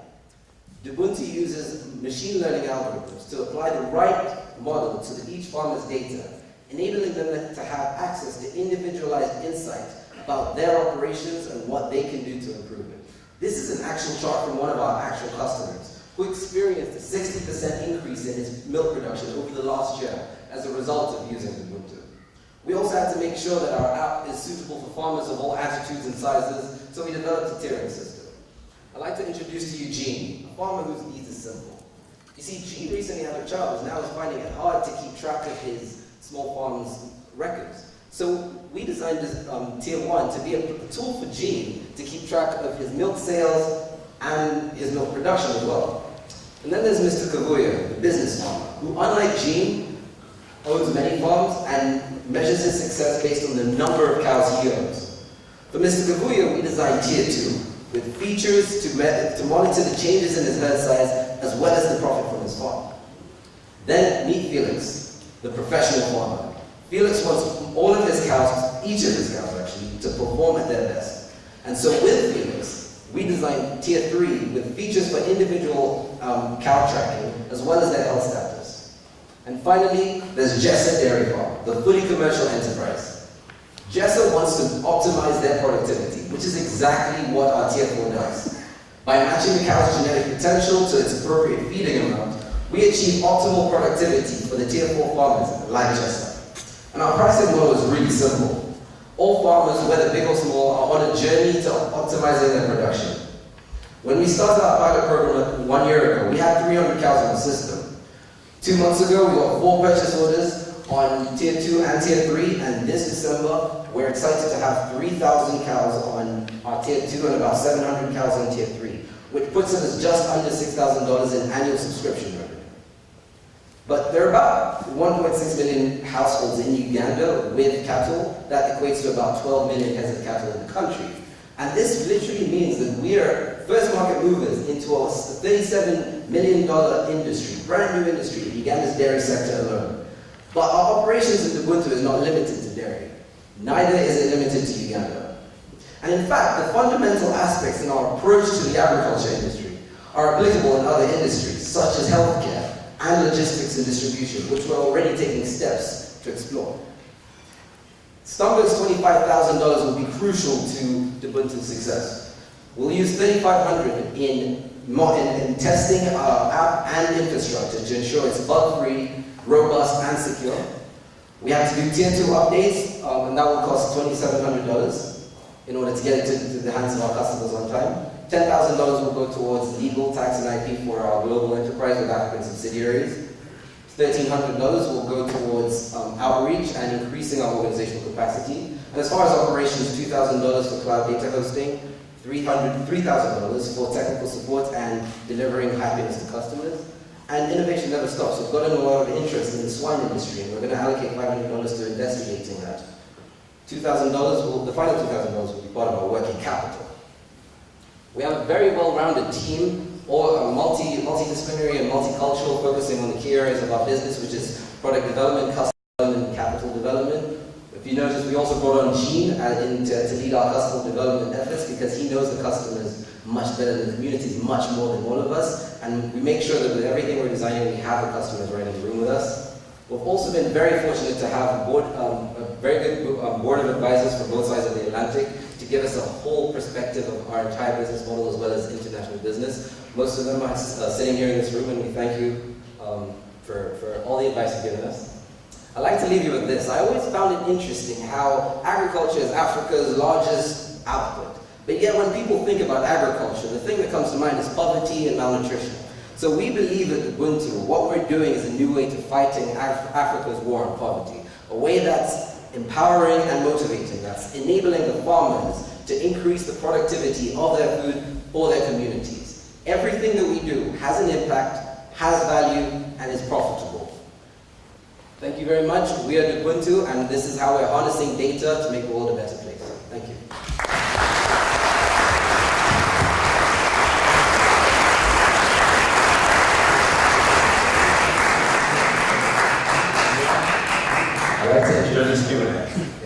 I'd like to introduce the brains behind the operations, Brent Mandelkorn, the COO of Ubuntu.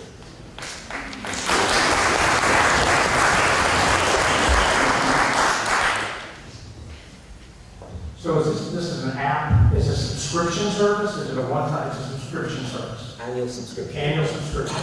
Actually, based on different tiers? We go back to the pricing, right there. So it's per cow per month. So we did this specifically to accommodate the farms of all sizes. So you can have a small farm, you can have 4 cows, but still want to really optimize the most out of them. And if you can handle the operation, then you can be a tier 4 farm as well. How do you know how many cows they have? Yeah, because it's part of the inputs that they put in. I'm really curious, we have the machine learning component and the data component. How do you offer your help? They're giving you data, awesome, they're paying you to track the data, they give you the graph. But what was the secret sauce behind the technology to help it increase the output? So personally, I'm finance and entrepreneurship major, but my skills and expertise are in data science and business analytics. So I focus a lot more on taking that information and starting to look for patterns and segmenting it, looking at which cows produce more, classifying the cows, seeing what cows are not profitable, what cows are profitable, and then optimizing the production equation. So to get a tiny bit technical, but to simplify it, cow's productivity is really a result of the genetic potential, the environment, and I actually have a slide at the end that really entails that, which is right there. So basically this is the model that we're putting, but there are different variations. So the machine learning component is really to understand using the information what kind of operation the farmer undertakes, and then applies the right model from years and years of research all over the world with different farms in order to see what is the best combination of things to get the most productivity. So literally, it's just about matching them. So Brent, I'm interested in hearing your passion, because you come from a dairy farming family, is that your background? That's correct. Is that correct? Okay. My mother and in the audience is from Wisconsin. My grandfather was the CEO of Badger Breeders, which is known as 21st Genetics. It's a breeding facility up in Shawnee, Wisconsin. And I've always loved the outdoors, loved the passion, got inspired by Alvin, and It's hard not to. Exactly. And I love doing things hands-on and building something and helping. I want to see a difference in Africa. So I love the cause marketing aspect of this, because I think from an investment standpoint, people want to feel really good. Yeah, I know that there's human good that's going to come out of this. I do have concerns just about the political volatility as far as the region is concerned. Can you talk about that? Alright, so I understand the political situations in all countries within the region. So, and actually part of our models are actually, and our business strategies to account for that. So, because we're in the agriculture industry in Uganda, we have an opportunity to expand vertically into other regions in Africa.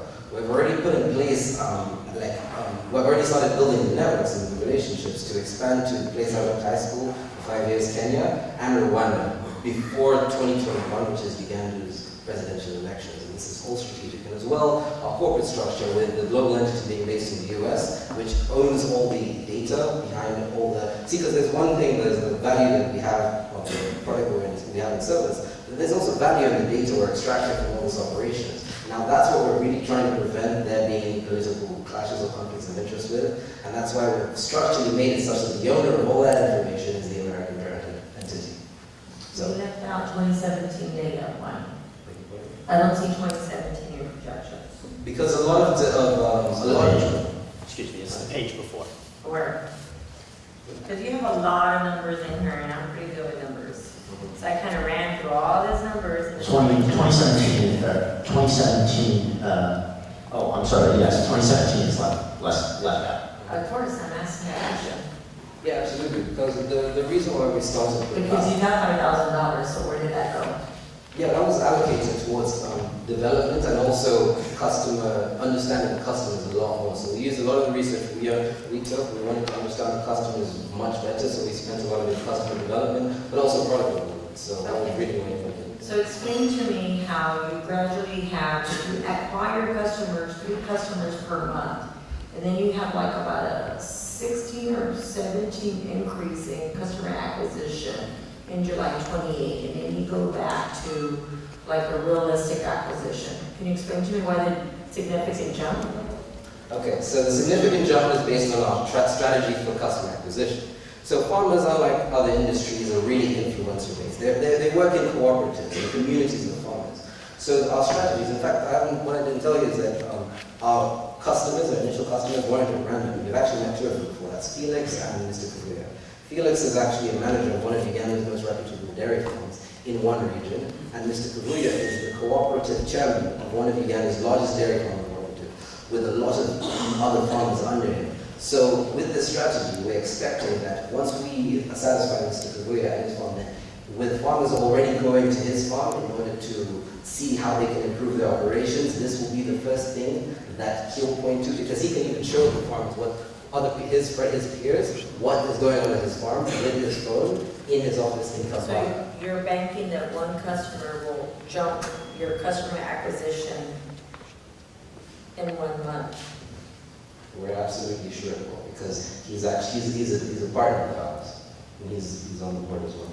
And so what is your retention strategy? What happens if you lose a customer a month? Retention strategy. Yeah, you have to retain the customers. Yeah, absolutely. This is just assuming that every 3 customer you add, that you're keeping them happy. So what's your retention strategy for every customer you acquire? Okay. In the growth model of that was accounted for, which I want him to explain. Right, so great question. With regards to the retention strategy, so the idea is to always optimize, right? And we're attempting to basically push them from tier 2, if they're starting there, to tier 3, to tier 4. So we're always encouraging them to improve their farm. And that's kind of the main goal, is to push everyone to tier 4. So you're looking at conservative. Numbers with regards to our revenues. With regards to the user growth, we took an optimal user growth based on what's well-known data, and then we scaled it down to size, and then we cut that in half to account for some of these things like that loss. And who are your current competitors? Because I know you have competitors. Okay, so I prepared this specifically for you. I know a little bit more than they do, so I'm asking some questions so they understand. Alright, so this is a competitive analysis with both sectors that I talked about, which is the data aspect, the big data aspect from the value of the data we're collecting, but also the value to agriculture, the impact that everyone is doing in the sphere. So a lot of these are more competitors with who are giving a service of a technology service to farmers to use. Now, none of them are actually in Uganda specifically. Most of those are in Kenya and South Africa. However, they're also not in specific industry that we're focusing on. A lot of them, and the successful ones, are focusing more on finance, providing credit for farmers in general. And then a lot of the only one that I see close to us that is more Syngenta's really baby product farm force, which provides something similar for them. But then Syngenta started from a top-down approach to their data collection. They were always wanted the Google, Facebook's big data collection. And they brought farmers as a bottom-up approach to collect this information. We are starting bottom-up, and then we're expanding horizontally into other industries, and we'll accumulate this database. And that's how we'll become one of the bigger companies. So that one customer that you stated that he was already a partner, is that a legal partnership or is that just a vendor? Yes, part of it. So this is actually, because we still haven't finalized the exact, we still have the options as to how we're going to go about strategically expanding into other industries, but one of the models we have is we have African subsidiaries.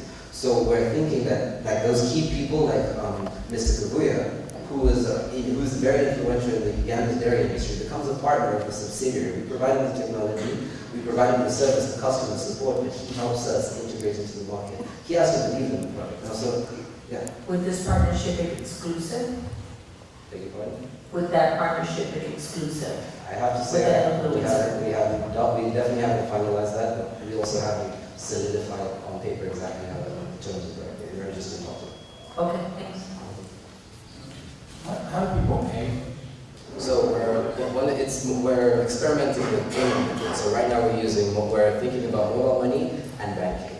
So mobile money is most likely payment. So a lot of the investigation we're going to be doing this December when I go back to Uganda is setting up that payment structure. So how exactly are we going to be getting all the money into our African subsidiary or our African bank, which we also have a set up an entity for in Uganda as well. So How much of the users are prepaid card users? Are they prepaid card users? What's the It's mobile payments, it's a mobile payment. It's actually one of the largest growths of technologies in Africa, which is it's literally like Venmo, Venmo. So I just saw blockchain mentioned somewhere within your proposal, and I know that in third world countries it's been used more successfully, obviously, than it has in the US. So I guess there's some investigation. Yeah, there's definitely investigation into how to use blockchain technology to integrate all levels of the business. So all from the payments as well as to securing and ensuring that there's a good audit trail for the customer's data points all along the way. So, thank you. Thank you.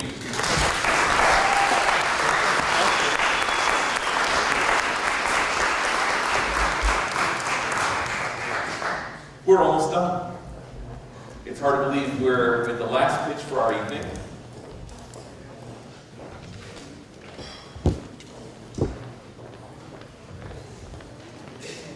Our final team pitching this evening, as we're getting them set up, Pocket.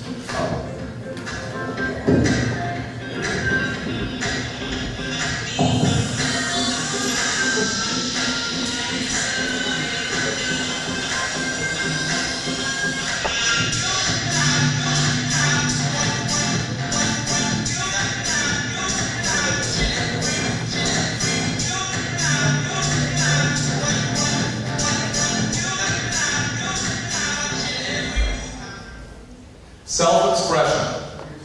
Every single day we wake up and make a decision of what to wear, depending on how we feel. But most importantly, how we would like to share that feeling with the world. Now, for the past decade, there have been very few articles of self-expression.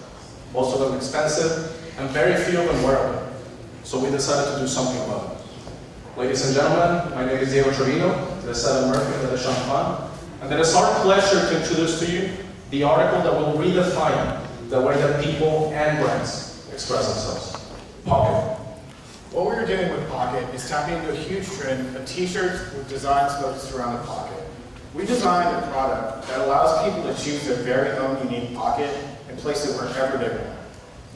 So here's how it works. We manufacture the individual pockets and attach 2 adhesive strips to the back of each one. When the user is ready to apply the pocket, all they have to do is peel off the backing, place it wherever they want, and press it. Yes, ladies and gentlemen, it is that simple. Now, we have 2 different types of adhesives, a temporary and a permanent.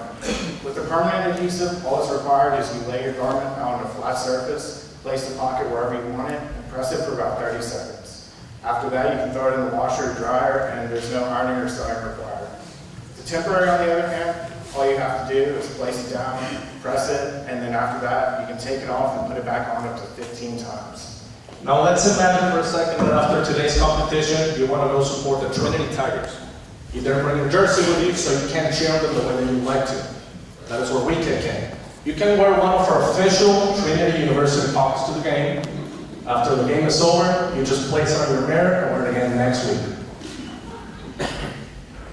Now a little bit about us. Pocket was founded at Trinity University, but it was actually launched in Monterrey, Mexico. We decided to do so because we wanted to test the market before entering the biggest market in the world, which is the US. So for 6 months, we opened up 2 mall kiosks and sold over 6,000 pockets. At this time, we were mostly focused on the fashion industry, but we quickly realized that there was a very big opportunity on the promotional side of business. So since then, we have structured our company in order to appeal to those big clients that we look for. Now, thanks to the last competition, we were able to afford buying a machine, which has allowed us to make our sample making process way more efficient. Thanks to that purchase, we have been able to sell an additional 4,500 pockets in the last 4 months.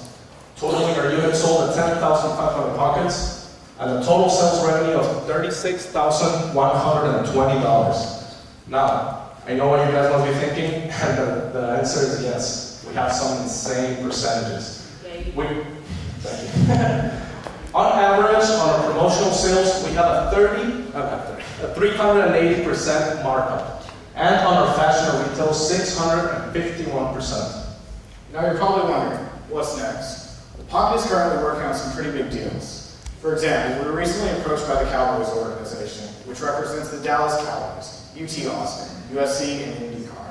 We sent them samples and quotations, and they showed tremendous love for our product. We're hoping to start working with them really soon. Additionally, over the course of the Summer Accelerator, we had the pleasure of pitching a Launch SA. Through this pitch, we were able to connect with people at Grom, a promotional products agency that works with some of the biggest names in music, such as Steve Aoki, DJ Khaled, and Avicii. We sent them samples and quotations as well, and they said they would be willing to order as soon as December.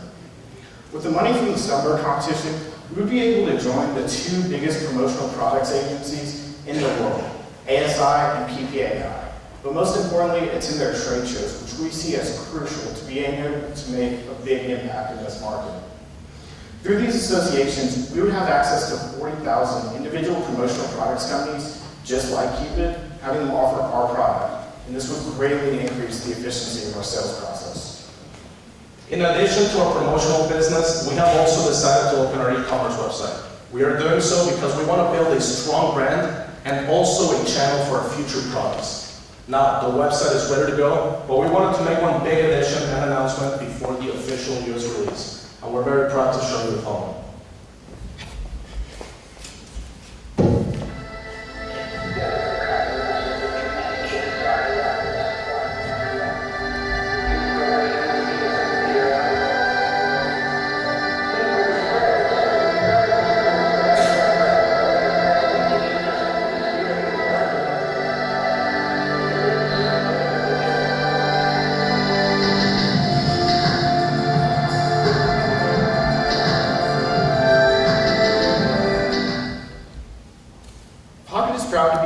Company in the world to allow you to wear a true piece of art. We'll be opening up applications for artists to send us their designs in order to be featured on our collection. Now we will offer these pockets at a premium so that we can support these local artists. With the money from the Stumberg competition, we would be able to effectively advertise this new campaign and support local artists across the nation, while also building our brand simultaneously. Ladies and gentlemen, we've spent more than a year now perfecting our product and sales process. The Stumberg money would be the tipping point in our efforts to making this company explode. With your help, we'll be able to position more brands in the customers' hearts. With your help, we'll be able to allow people around the world to express themselves in a unique manner. With your help, we can and will pop the world. Thank you very much.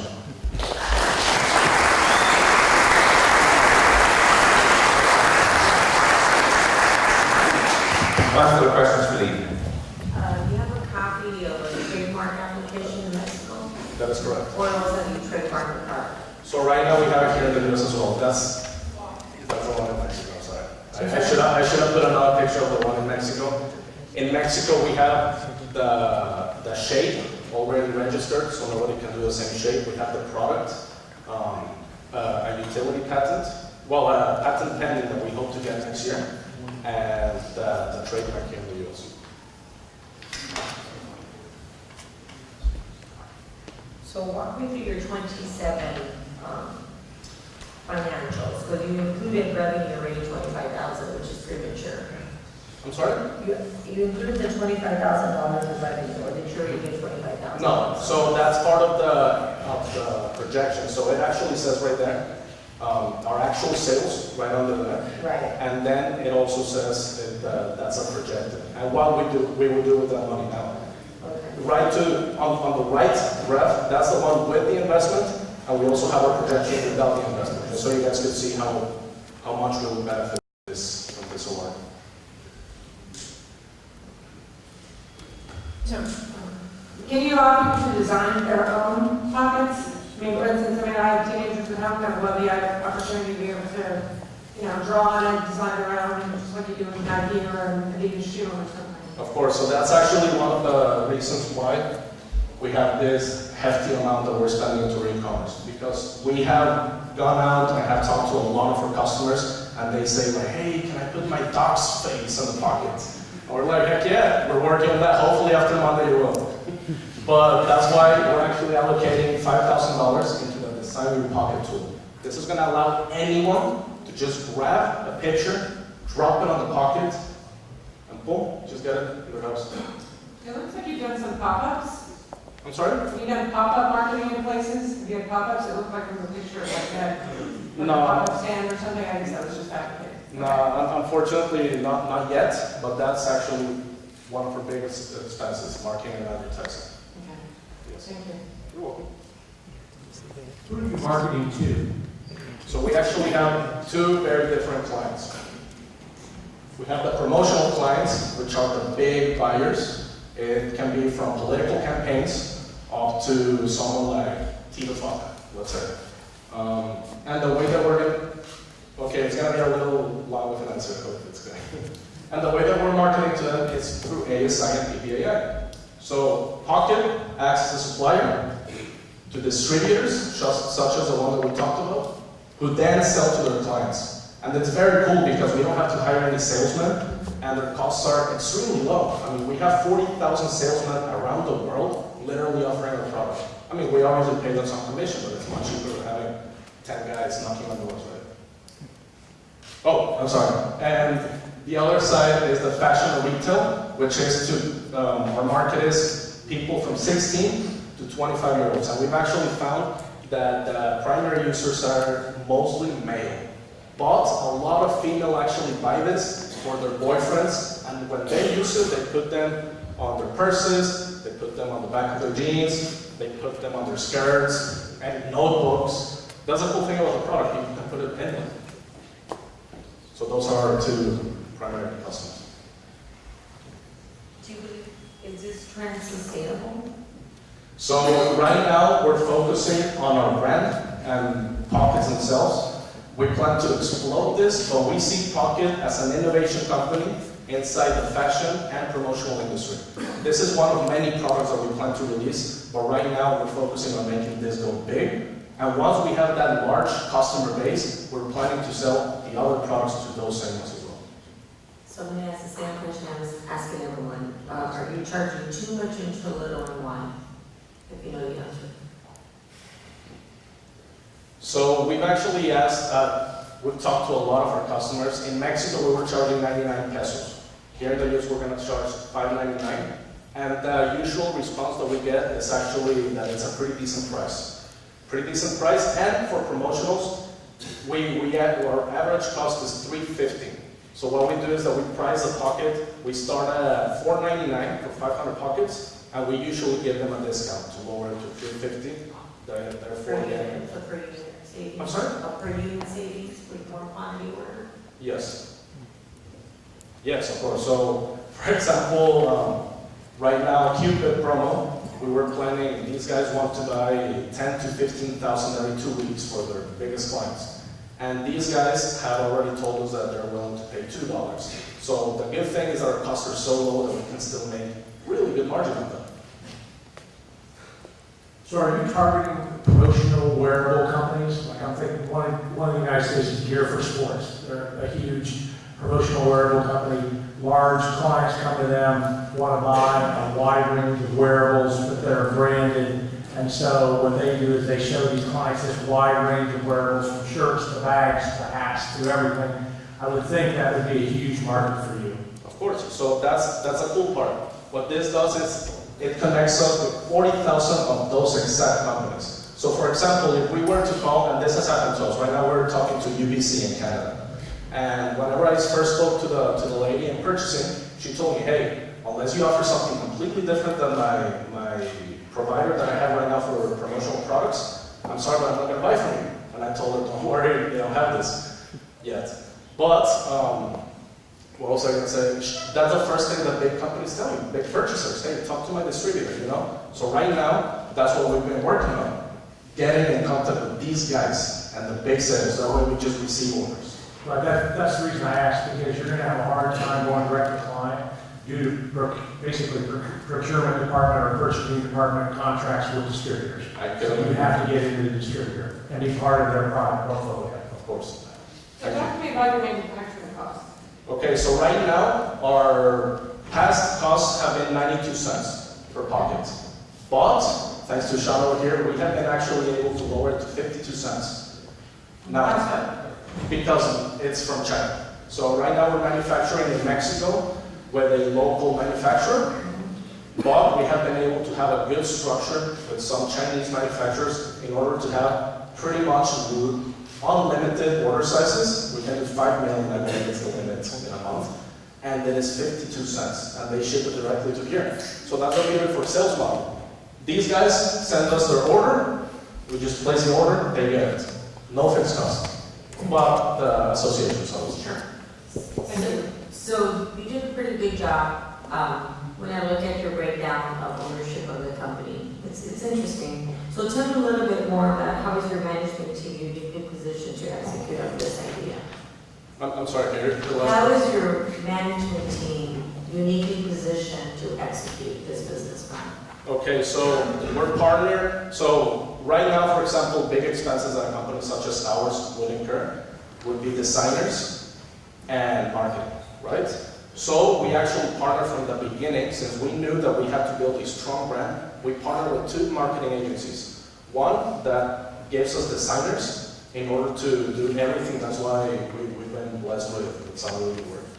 And also a digital marketing company. That's why we have been able to structure a really good plan digitally in order to target our people and optimize them. Maybe you mentioned your management team, not your strategic partners. Oh, okay. I'm sorry. I thought we were talking about the So your percentages. management team. Your percentage, I saw how you broke down the partnership, so that's what I'm asking you. How is your management team uniquely positioned to execute? So at first, we started by valuing, how do you say? So for example, we have 3 designers inside our TNA, which is one of the marketing clients, and we value the dollar amount that they're given in order for their percentage. So we valued the company at the beginning, and however much they're given to the company, we put in a percentage. I think one thing I think about this product is really exciting and cool. These designs are also, y'all should all check them out. They're very cool. what I struggle with is defensibility, right? Is there folks, another business thing coming? Generally speaking, everything that I see that can be manufactured and done for cheaper, well then the market will be flooded with cheaper products, right? And so how do you, it's tough to see sort of how do you maintain brand leadership in a new market segment.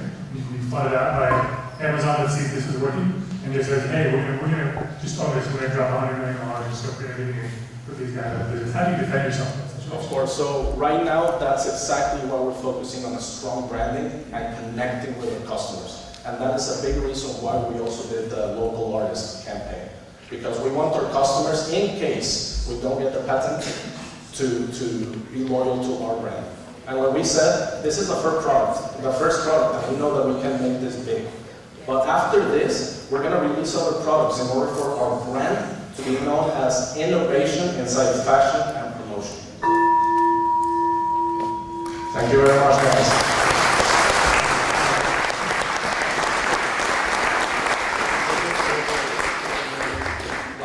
We will now have a period where the judges will be deliberating upstairs. You're welcome to enjoy more food and drink. You're welcome also to come and speak to the teams that actually will be around in the stations. And we look forward to seeing you back here very soon as the judges get done with the deliberations. Thank you. Don't leave yet. Before I begin, and before Dr. Anderson joins me in passing out the big checks, there is a team of people who've been working tirelessly to make this event in our center possible. The first goes, without any additional kind of sort of recognition, because she really is the reason why we do anything well. And that's Carmen Aramander, our program manager. You're incredible, Carmen. Thank you for all your hard work. We also have an incredible team of administrative support staff, led by Les Wiesmeister, who's the manager of the CSI building. Priscilla and Clayton are like key critical people who've been here part of our team. Could you please join me in extending my thanks to them?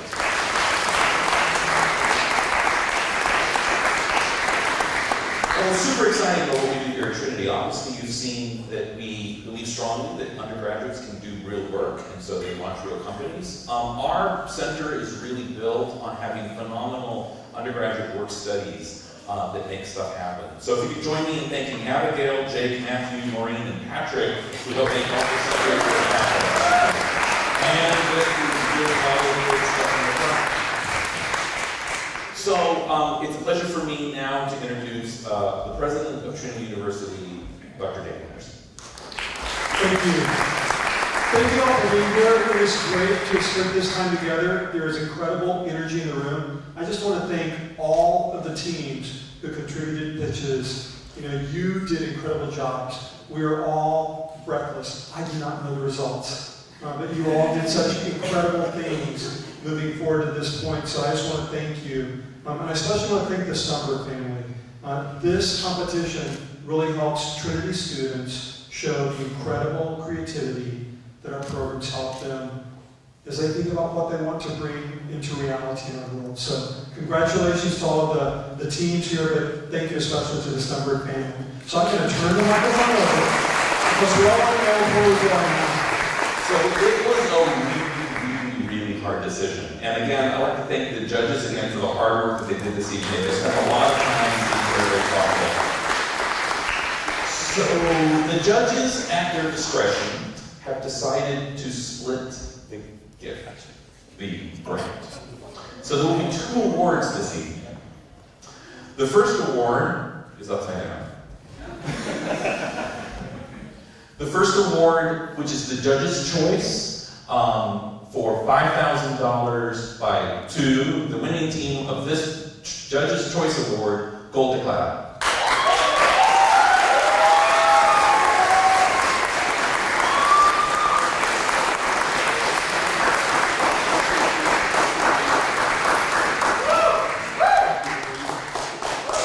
Thank you very much for this gift to the Stumberg family. We're going to make things happen in Colombia. Thank you.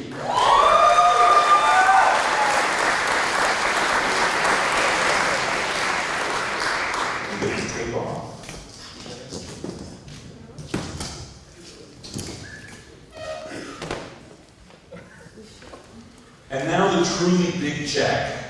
Isn't it great to have the president of the university hand you a big check? It's super exciting. Wait, the judges want to give us. Oh, the judges also want to be part of this as well, so we can bring the judges Come back on, up judges. here. Come on. Where's the guy who just won? He's right here. Can you put that down? I'm going to put you to work. Come on, guys, come on. Let's go. This was a really hard decision. In case you couldn't tell, the judges spent a lot of time. Someone should hold the other end of this. You're part of the family. This was a really hard decision. This year's 2017 Stumberg Prize finalists for an award of $20,000 grant award is being given out this year to RADD.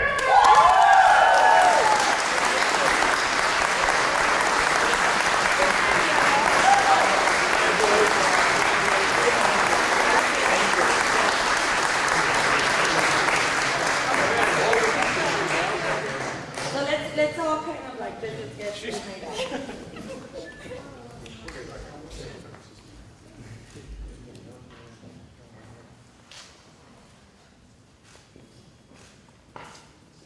Please wait.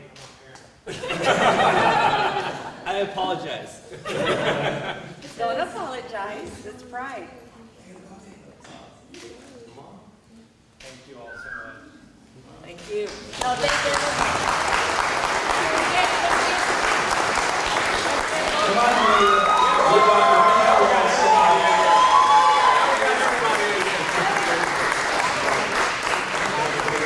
For a tremendous evening.